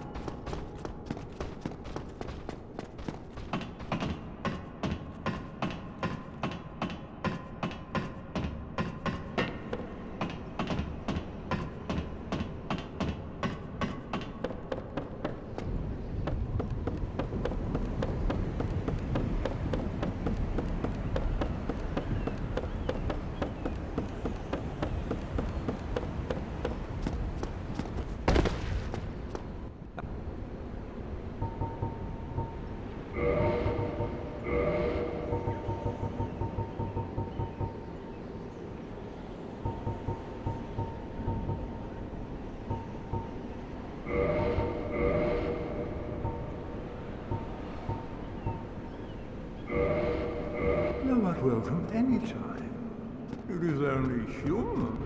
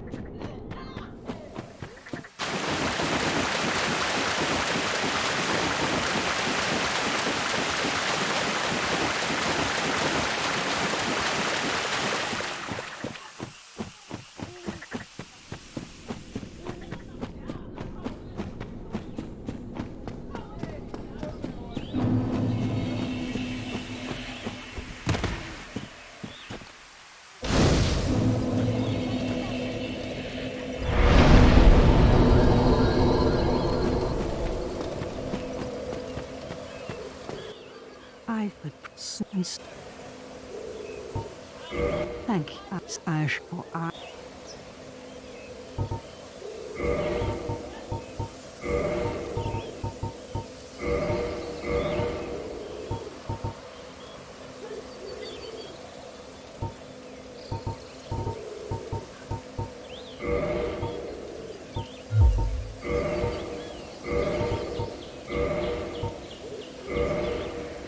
May the flame.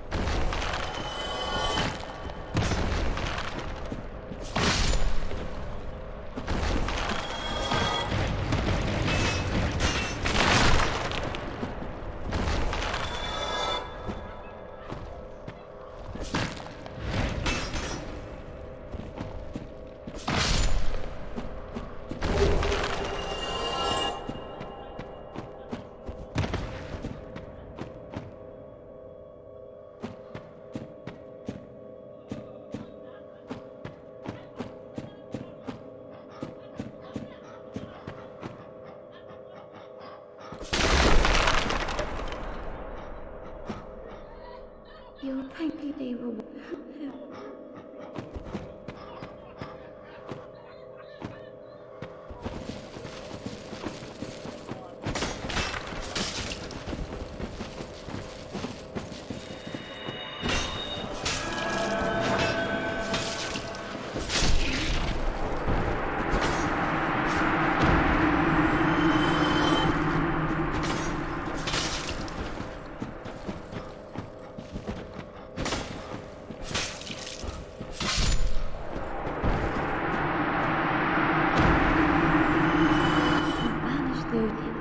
Here.